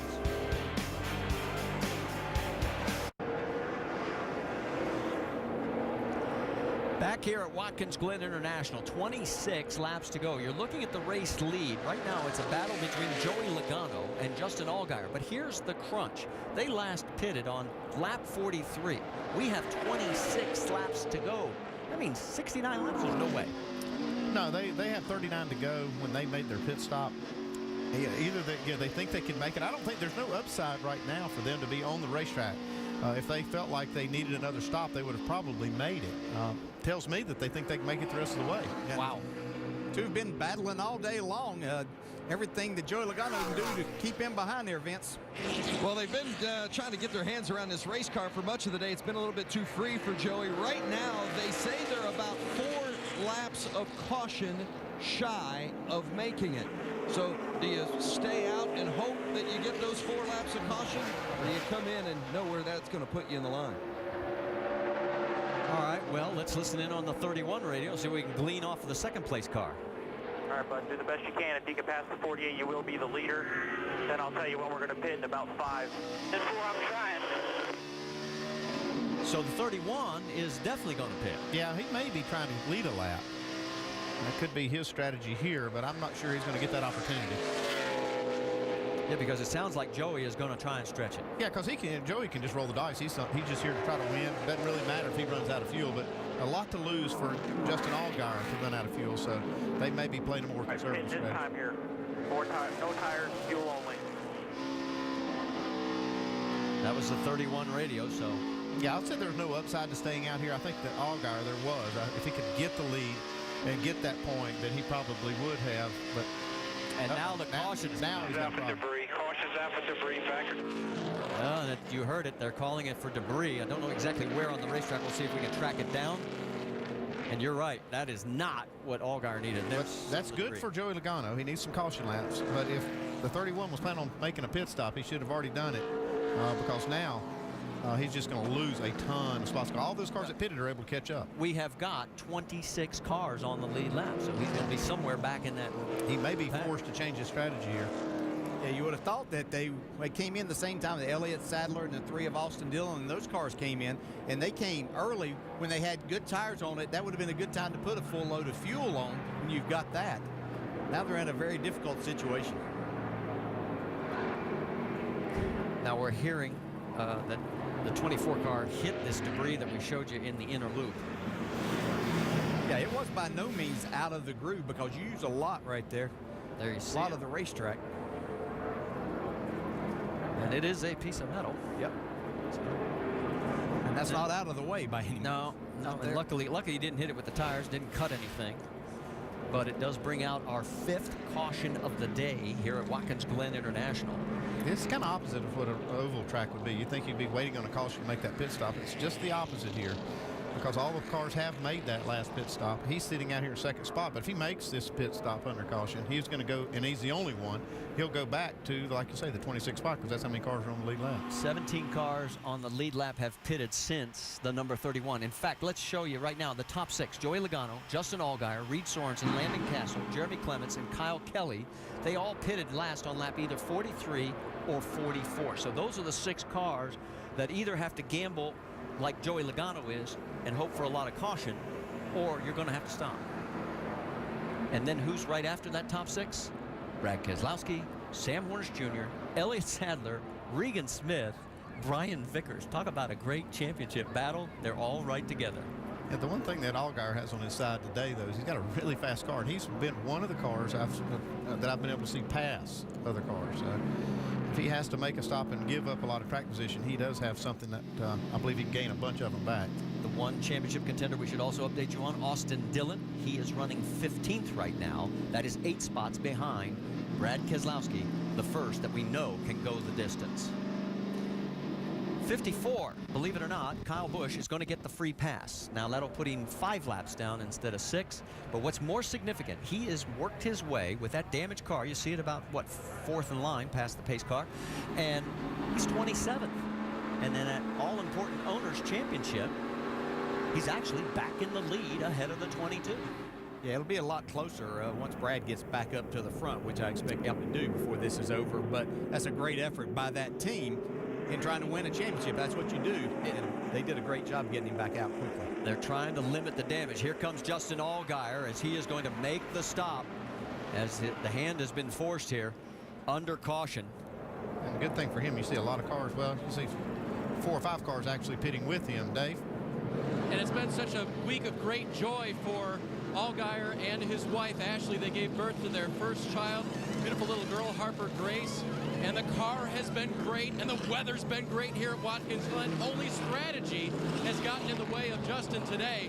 But as you guys said, he'll be able to get by a lot of those cars that he's pitted behind with a 4-tire stop as well, Marty. And you saw Travis Pastrana also making a stop as he pulls into his pit box. Mike? Yeah, he's back on pit road.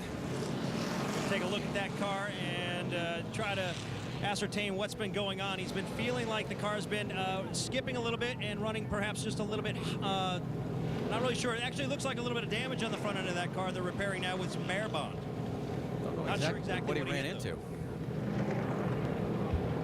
But you're right. They're definitely going to work on that front end. Yeah, we saw him have to be one of those cars that had to dodge Andrew Ranger whenever he spun, and he may have gotten into the back of somebody as everybody slowed down and really couldn't see much because of all the smoke.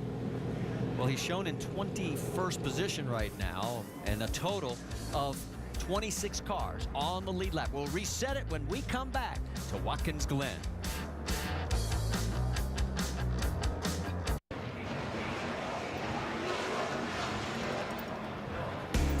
While under this 5th caution, let's remind you, NASCAR Sprint Cup Series action from here at the Glen tomorrow. Our coverage begins at noon Eastern. It's over on ESPN. And then at 3 Eastern here on ABC, the American Le Mans Series will be racing at Road America. And our next stop, well, it's the Nationwide Children's Hospital 200, and that's at Mid-Ohio Sports Car Course. The first time the Nationwide cars will be running at Mid-Ohio. It's Saturday, 2 Eastern, over on ESPN. And if you were with us when Juan Pablo Montoya was here, we're all in agreement. That is going to be a full contact race. All right, let's listen in on our race leader, Joey Logano, the only car still out on this long fuel strategy. Really about 7 laps for making it, but this will give us a bunch of them right here. Yeah, I'm planning on finishing the race level like you got on right now. Oh, all right, I thought we had one more. I asked if we had one more earlier. You said yeah. Well, Todd Gordon, the crew chief for Joey Logano, we just heard some radio there where Joey seemed a little surprised he wasn't coming in before before the end of this. How close are you to making it, Todd? We probably need one more caution. You know, it's a one-off deal, and appreciate Discount Tire giving us the opportunity to come out here and play on Saturday to give us a little warm-up for Sunday and give everybody, pit crew and everybody a shot at it. So we're being a little aggressive, and you know, the caution came early there before we wanted to stop last time, but took the opportunity to see where a couple cautions came and what the dice would roll for us. Always fun to roll the dice. Nothing to lose for the 48. Well, it's going to be fun for us to watch because, as we said, we still have 22 laps to go, and he's trying to save as much fuel as possible. It will be, on the restart, Joey Logano up front with Brad Keselowski, and then, listen to this, for the championship. Sam Hornish Jr. will be 3rd, Elliott Sadler will be 4th, Regan Smith will be 5th, and Brian Vickers will be 6th. That's 4 out of the 5 contenders. Oh, and guess what? Austin Dillon is back into the top 10 despite his issues a little bit earlier. He is running 10th, and that was his target. All right, so let's get ready to go back to green flag racing. There'll be 21 laps when we go. Flag in hand, here it is.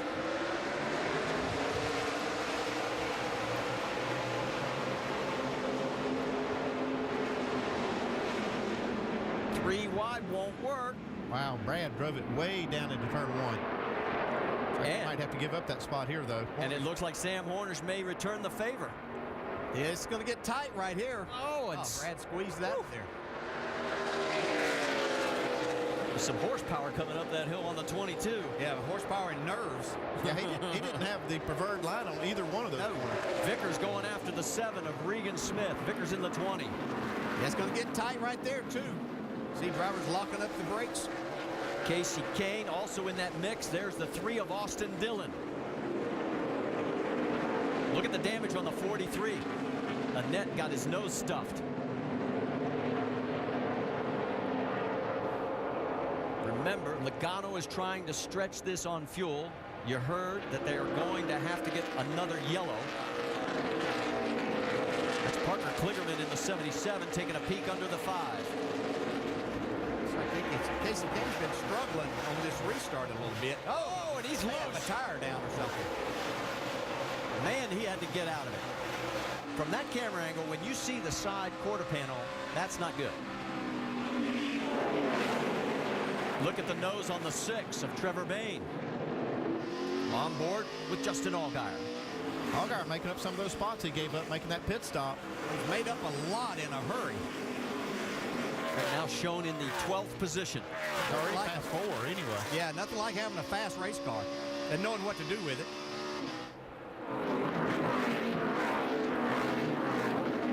Meanwhile, the battle up front continues. It is a Team Penske 1-2-3 right now, with Elliott Sadler 4th and Regan Smith 5th. It was been an impressive day for Elliott Sadler and his race team to come back from that spin. Have to fix the back end of that car yesterday up here inside the top 5 right now in that 4th spot.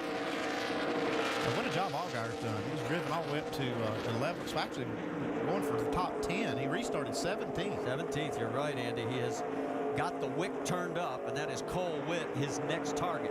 Yeah, and that's 9th place right in front of him.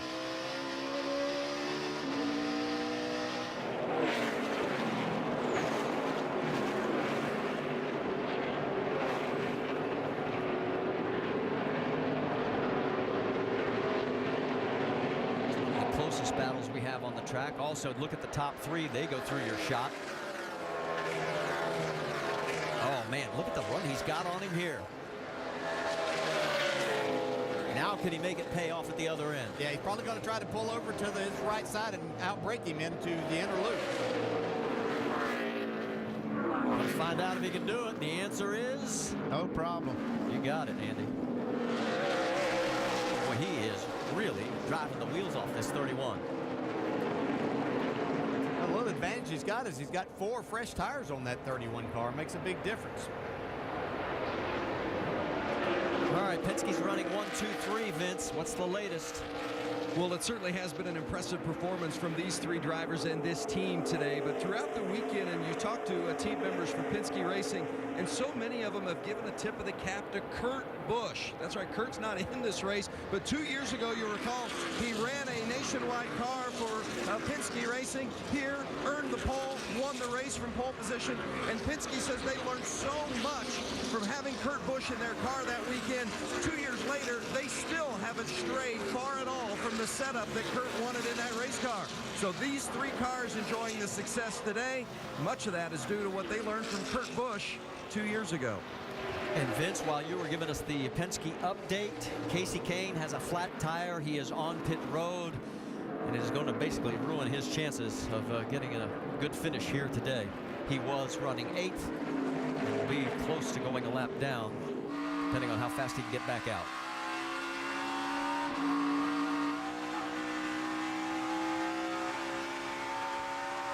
I don't think that Brad Keselowski is that concerned with pressuring Logano that much until Sam Hornish gets to his bumper and may cost him, because he knew the 48 are pretty sure he wasn't going to be able to make it on fuel.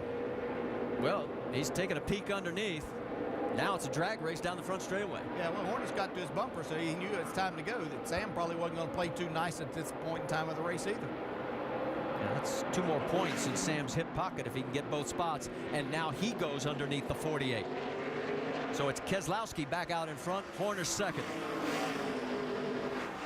Now Keselowski has led the most laps today of our 6 different leaders. He's led 29, Sam Hornish Jr. second at 15. And we have 17 to go. And 17 at most tracks that we go to is not a very long time, but that's a lot happening here. Yeah, if you're not a Penske car, though, the pick has been pretty slim on leading the race. Nice battle going on here between Elliott Sadler in the 11, the 7 of Regan Smith, and the 20 of Brian Vickers, all 3 in the top 5 in nationwide points.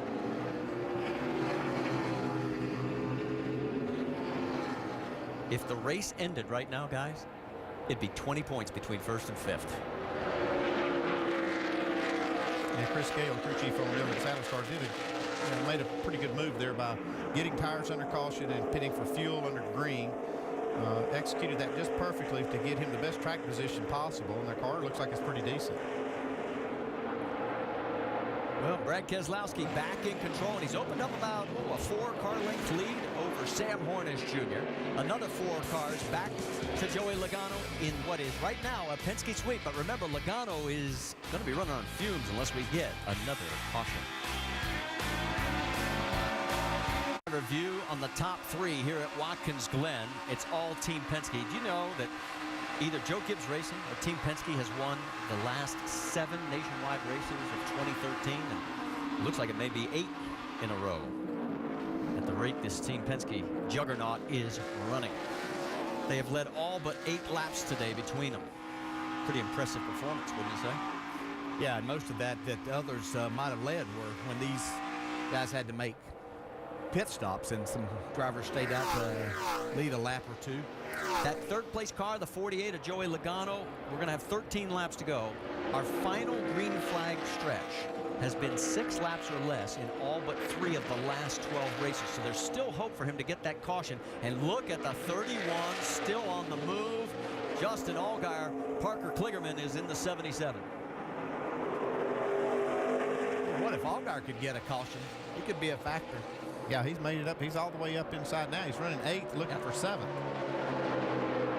Don't know if he's close enough to make him. Boy, he's going Might deep. be. Woo-hoo, hang on. Hang on's right. Boy, I'll tell you, that was a power move right there. He's going wide, and he's tail happy, and now look out. Here comes Kligerman back, and he slams the door. Yeah, you better be careful right there. Took a couple of chances. Boy, if Parker got away with it. Yeah. If Parker just touches him, he'd have been going around. Allgaier on a mission. He is now up to 7th. And that's 9 seconds behind the race lead. Look at that. Since the restart, in 8 laps, he's picked up 8 spots. He really has the only car that I've seen that can run with Penske cars today. Yeah, I think he's definitely about the 3rd best car here today. Not sure what he's got for those first 2 of Keselowski and Hornish.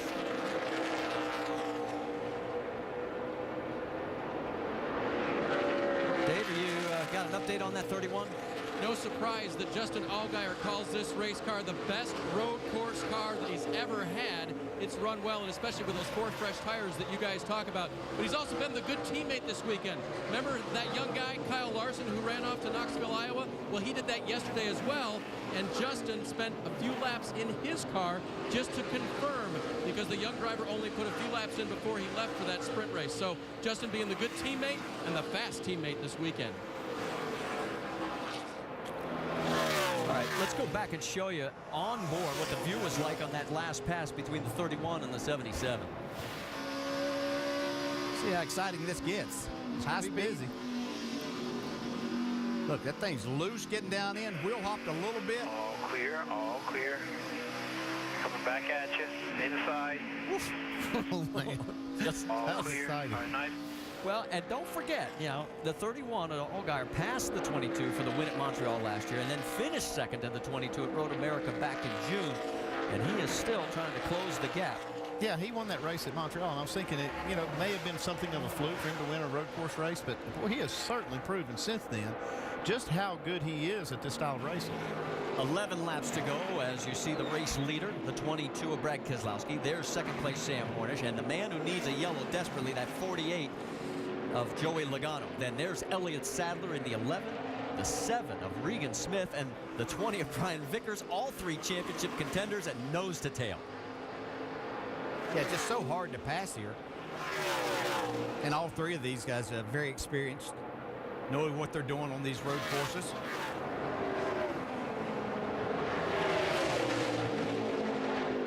Anybody going to try and step out? Not this time.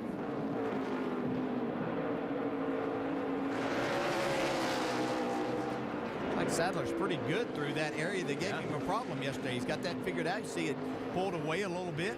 There's another part of the track here somewhere that Regan Smith seems to be a little better because we see him get pretty close to him. That might be over here around turn 6, turn 7. Yeah, if you weren't with us for the qualifying show, we showed the incident that the 11 of Elliott Sadler had on the outer loop, coming out of the inner loop, and turned it around, backed it into the wall a little bit, cosmetic damage on the rear of the deck, and they took care of that. And you're right, he looked real good there. Yeah, right there, he lost a little bit, though, and that allowed Regan Smith to get a big run on him. Yeah, can he outbrake him going down? Here we go again. Elliott gives him room. It's going to cost him 2 spots. Yep, here comes Vickers, and Vickers wants the spot from the 7. They all three swapped places. Wow. Yeah, that's a big move by Brian Vickers right there. Yeah, 2 spots and 2 corners, I'd say so. Yeah. Regan finds himself right back in the middle of them again. Yeah, he had a net gain of 0. Zero. Right there. Well, this battle has calmed down at least for the moment. There's a little gap between those 3. Nothing has changed up front. Keselowski still leads Sam Hornish Jr., and the guy that we're worried about is Joey Logano in 3rd. He's getting on fumes.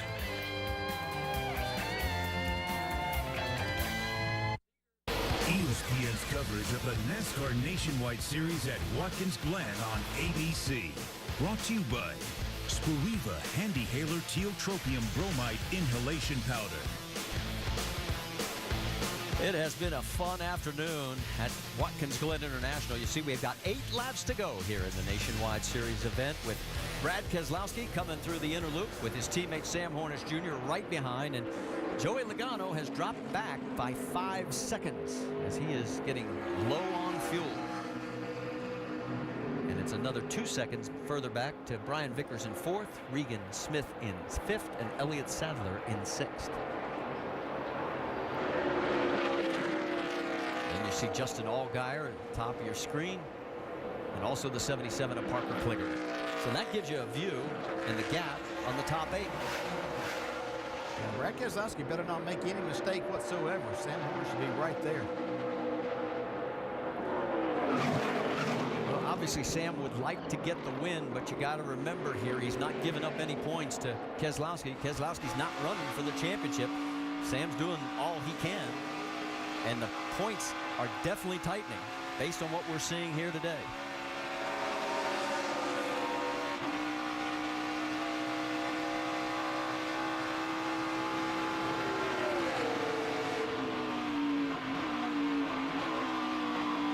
Time of the race, they've been at this pretty hard, running hard.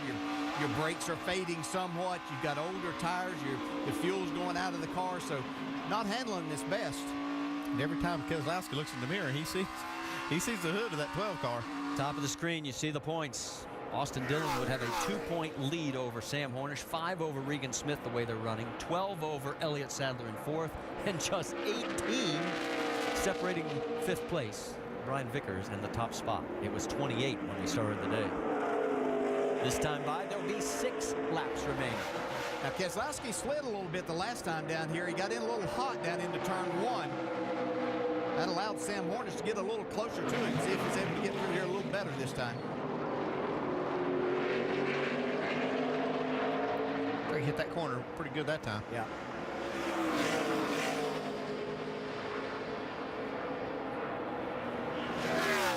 This has been an amazing streak for Brad Keselowski. If he holds on, this will be his 4th straight Nationwide Series win. Yeah, it's been incredible what he's done in this car. I mean, we've seen Kyle Busch win a bunch of races this year in the Nationwide Series, but every time Brad Keselowski is in it, he's in it to win it, I can tell you that. And it looked like, as you take a look at the streaks, most consecutive starts won. Mark Martin, Dale Jr., Ryan Newman had 5. Sam Ard had 4. And this would tie Sam Ard's string from back in 1983. And it's a good day in the Nationwide Series. Anytime we can mention Sam Ard.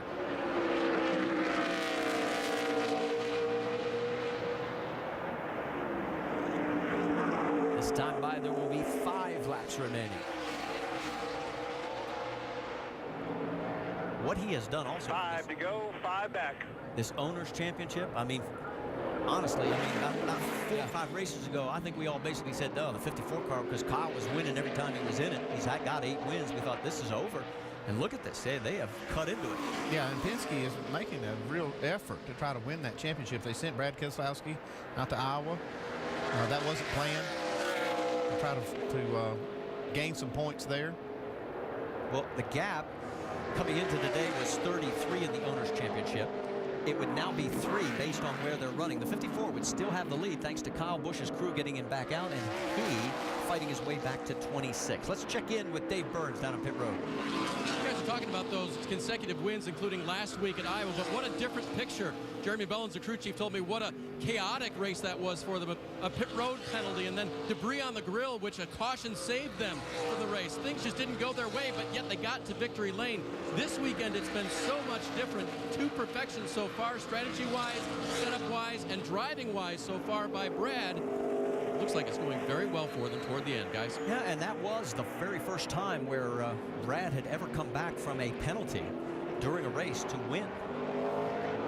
You know, I really expected to wake up Thursday morning after the lottery Wednesday night, and they say that Jeremy Bullins had won that too, because he's done everything with these drivers. They've had great cars everywhere, but they've also had some good fortune with things turning out for them. But I tell you, a lot of the credit has to go to him to working with these drivers and putting a quality car out there each and every week, regardless of what type of racetrack we're at. And there's the number 5 of the last 10 with 3 different drivers on the 22, and that goes to what you were talking about Jeremy. Yeah, I think Brad stepped it up just a little bit the last couple of laps. You can see he pulls just a little more gap on Sam Hornish. Well, next time by, there will be 3 laps remaining here in the 2.45-mile layout of Watkins Glen. And, a little contact between the 33 of Brendan Gaughan and the 60 of Travis Pastrana. That is a battle for 15th.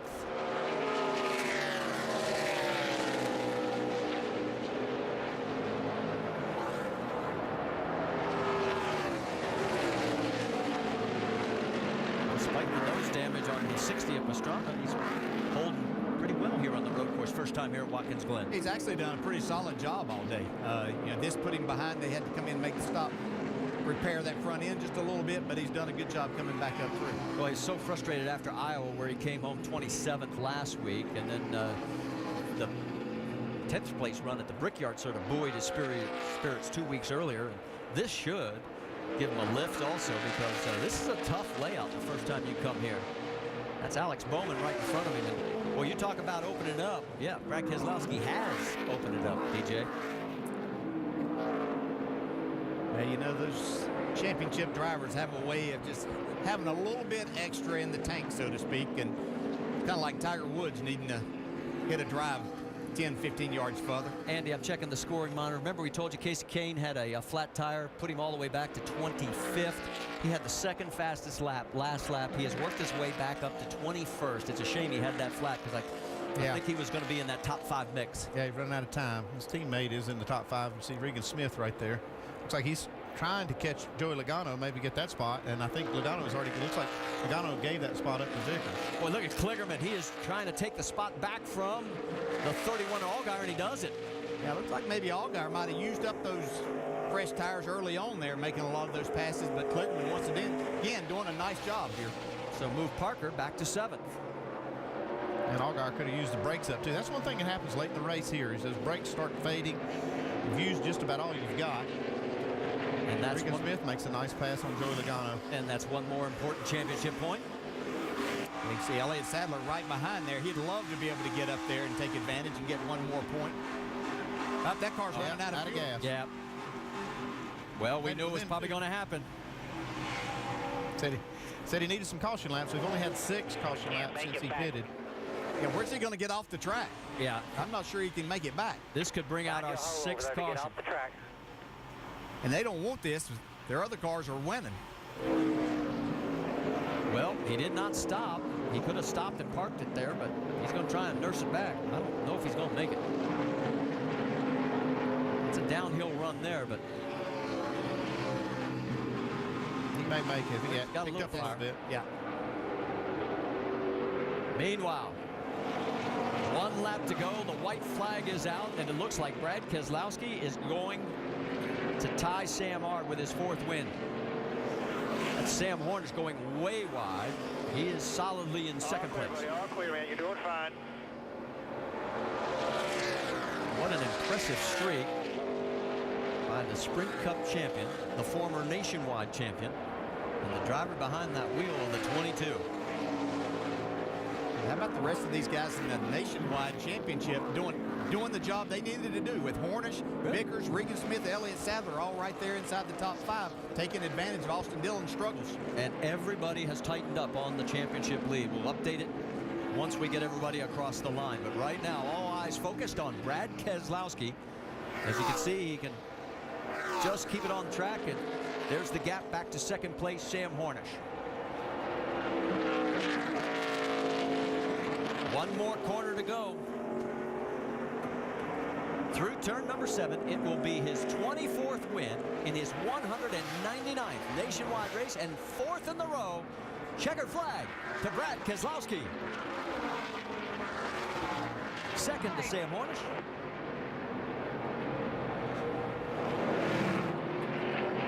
And we're still waiting for Vickers. Got to run this motor again, Brad. Got to run this motor again. I told him that last week at Iowa. He still did burnouts. You see Vickers, Regan Smith, Elliott Sadler in the top 5. Good run for Parker Kligerman in 6th. Allgaier, Cole Witt, Nelson Piquet. Hurts so good, man. Hurts so good. Nice job. And Trevor Bayne crosses the line in 10th. Austin Dillon gets looks like he's going to come across the line in 12th. There he goes. So they didn't quite make their goal of a top 10, but Austin Dillon will hold on to the points lead, but the gap has narrowed. And there is Casey Kane, what might have been had he not had that flat tire. Kane's going to come home in the 20th position, I think, maybe a little better. Actually, yes, going to pick up 2 more spots as he comes home in 18th. And there is Joey Logano as he is out of fuel. Finished about 21st.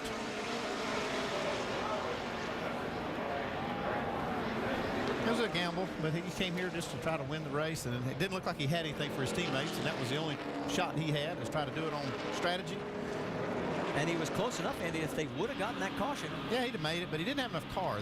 These other 2 Penske cars are just a little faster. But it is still a 1-2 sweep for Team Penske. And so far, that 22 car has won both road course races this year. Remember, it was A.J. Allmendinger at the wheel back at Road America.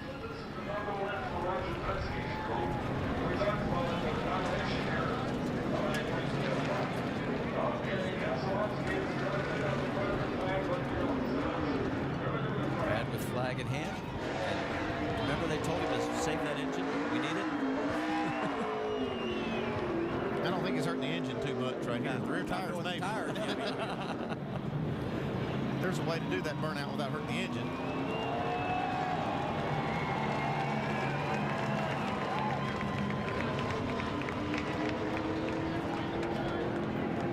Very appreciative crowd on the front stretch here. Gives a round of applause to the winner of the race, Brad Keselowski. 4th time in a row here in the Nationwide Series, but he's been behind the wheel. He's been first to the checkered flag.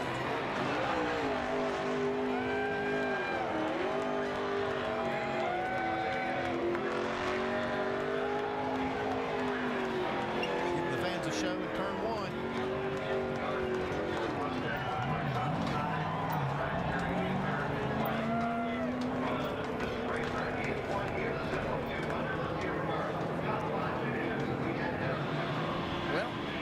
Sam Hornish has already made it to pit road, and Vince, you've caught up with him?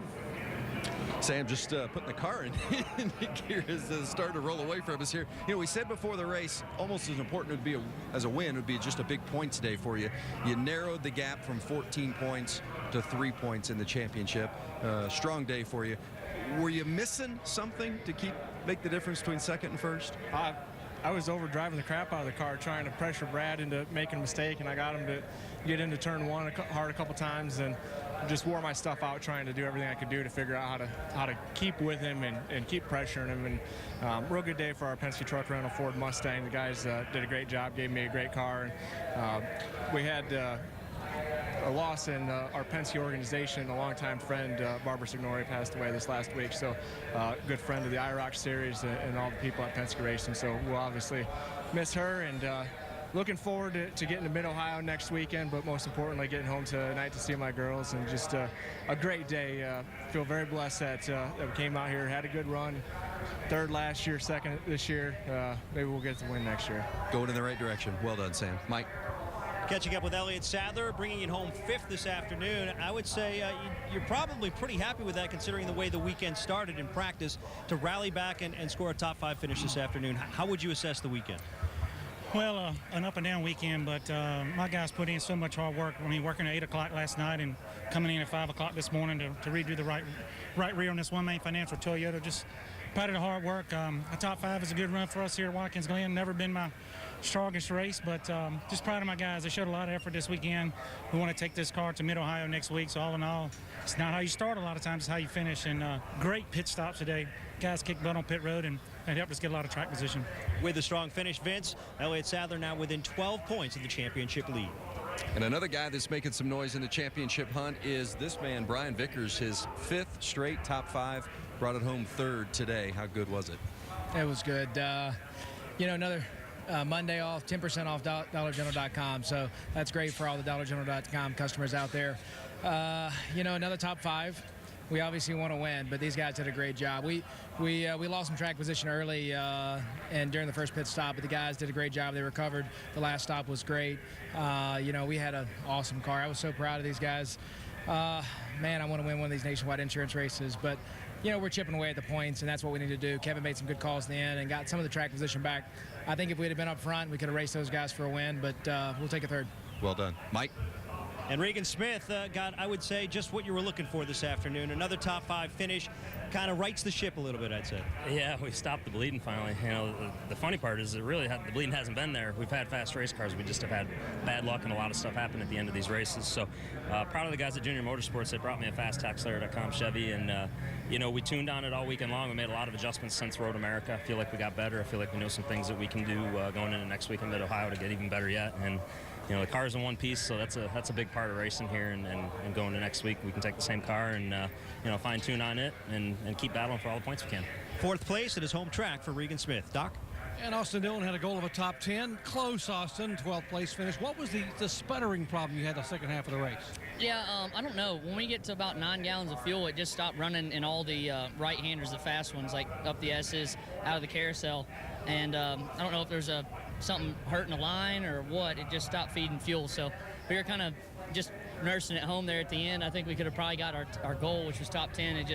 It started knocking half seconds out of our lap time each time, so or more. So it's a little frustrating, but we're lucky to get out of here with that after what was going on. But I think Advocare and Chevrolet and Nationwide Insurance, it's a tight race right now, and we'll go to Mid-Ohio and try and improve. 3-point lead for Austin Dillon. Points are very, very tight, Marty. Oh, yeah. Let's show you just how tight, Doc. It came in a 28-point difference between 1st and 5th. And take a look at it now. It's down to 18, guys. Boy, we got us a points race now. Oh, this is going to be oh so good. You see Justin Allgaier and Brian Scott each pick up a spot at the expense of Kyle Larson's woes, as Kyle ends up 30th after losing the transmission. Trevor Bain and Parker Kligerman round out the top 10. All right, let's talk to the winner. He should be getting used to this. It's 4 times in a row.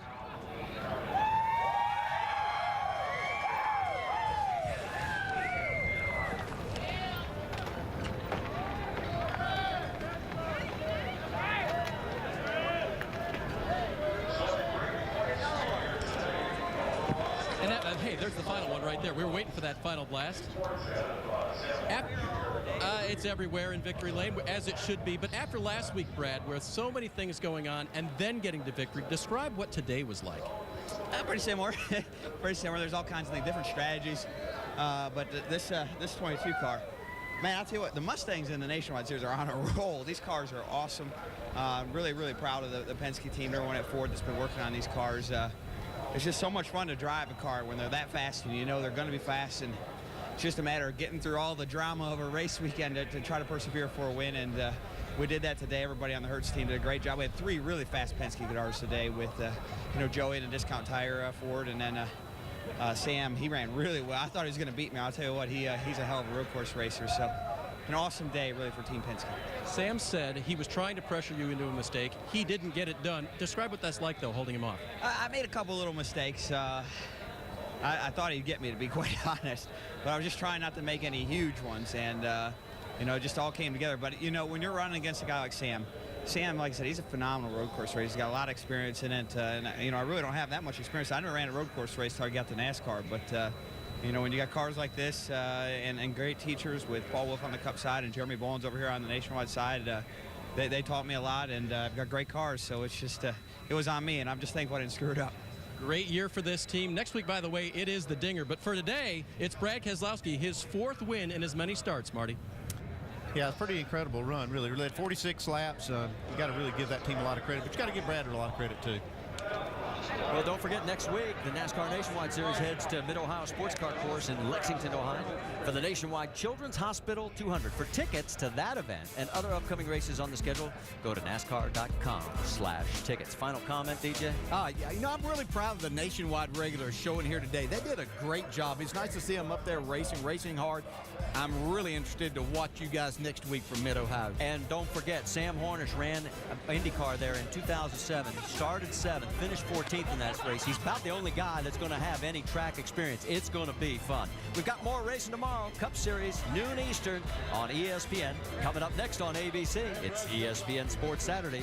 This has been a presentation of ESPN. Congratulations to Brad Keselowski, our winner. For our entire ESPN on ABC crew, I'm Marty Reed. Till we meet again. This copyrighted telecast may not be reproduced, retransmitted, or used in any form without the authorized written consent of NASCAR Broadcasting. NASCAR would like to thank all of our loyal fans for your continued support, and we hope you enjoyed today's broadcast.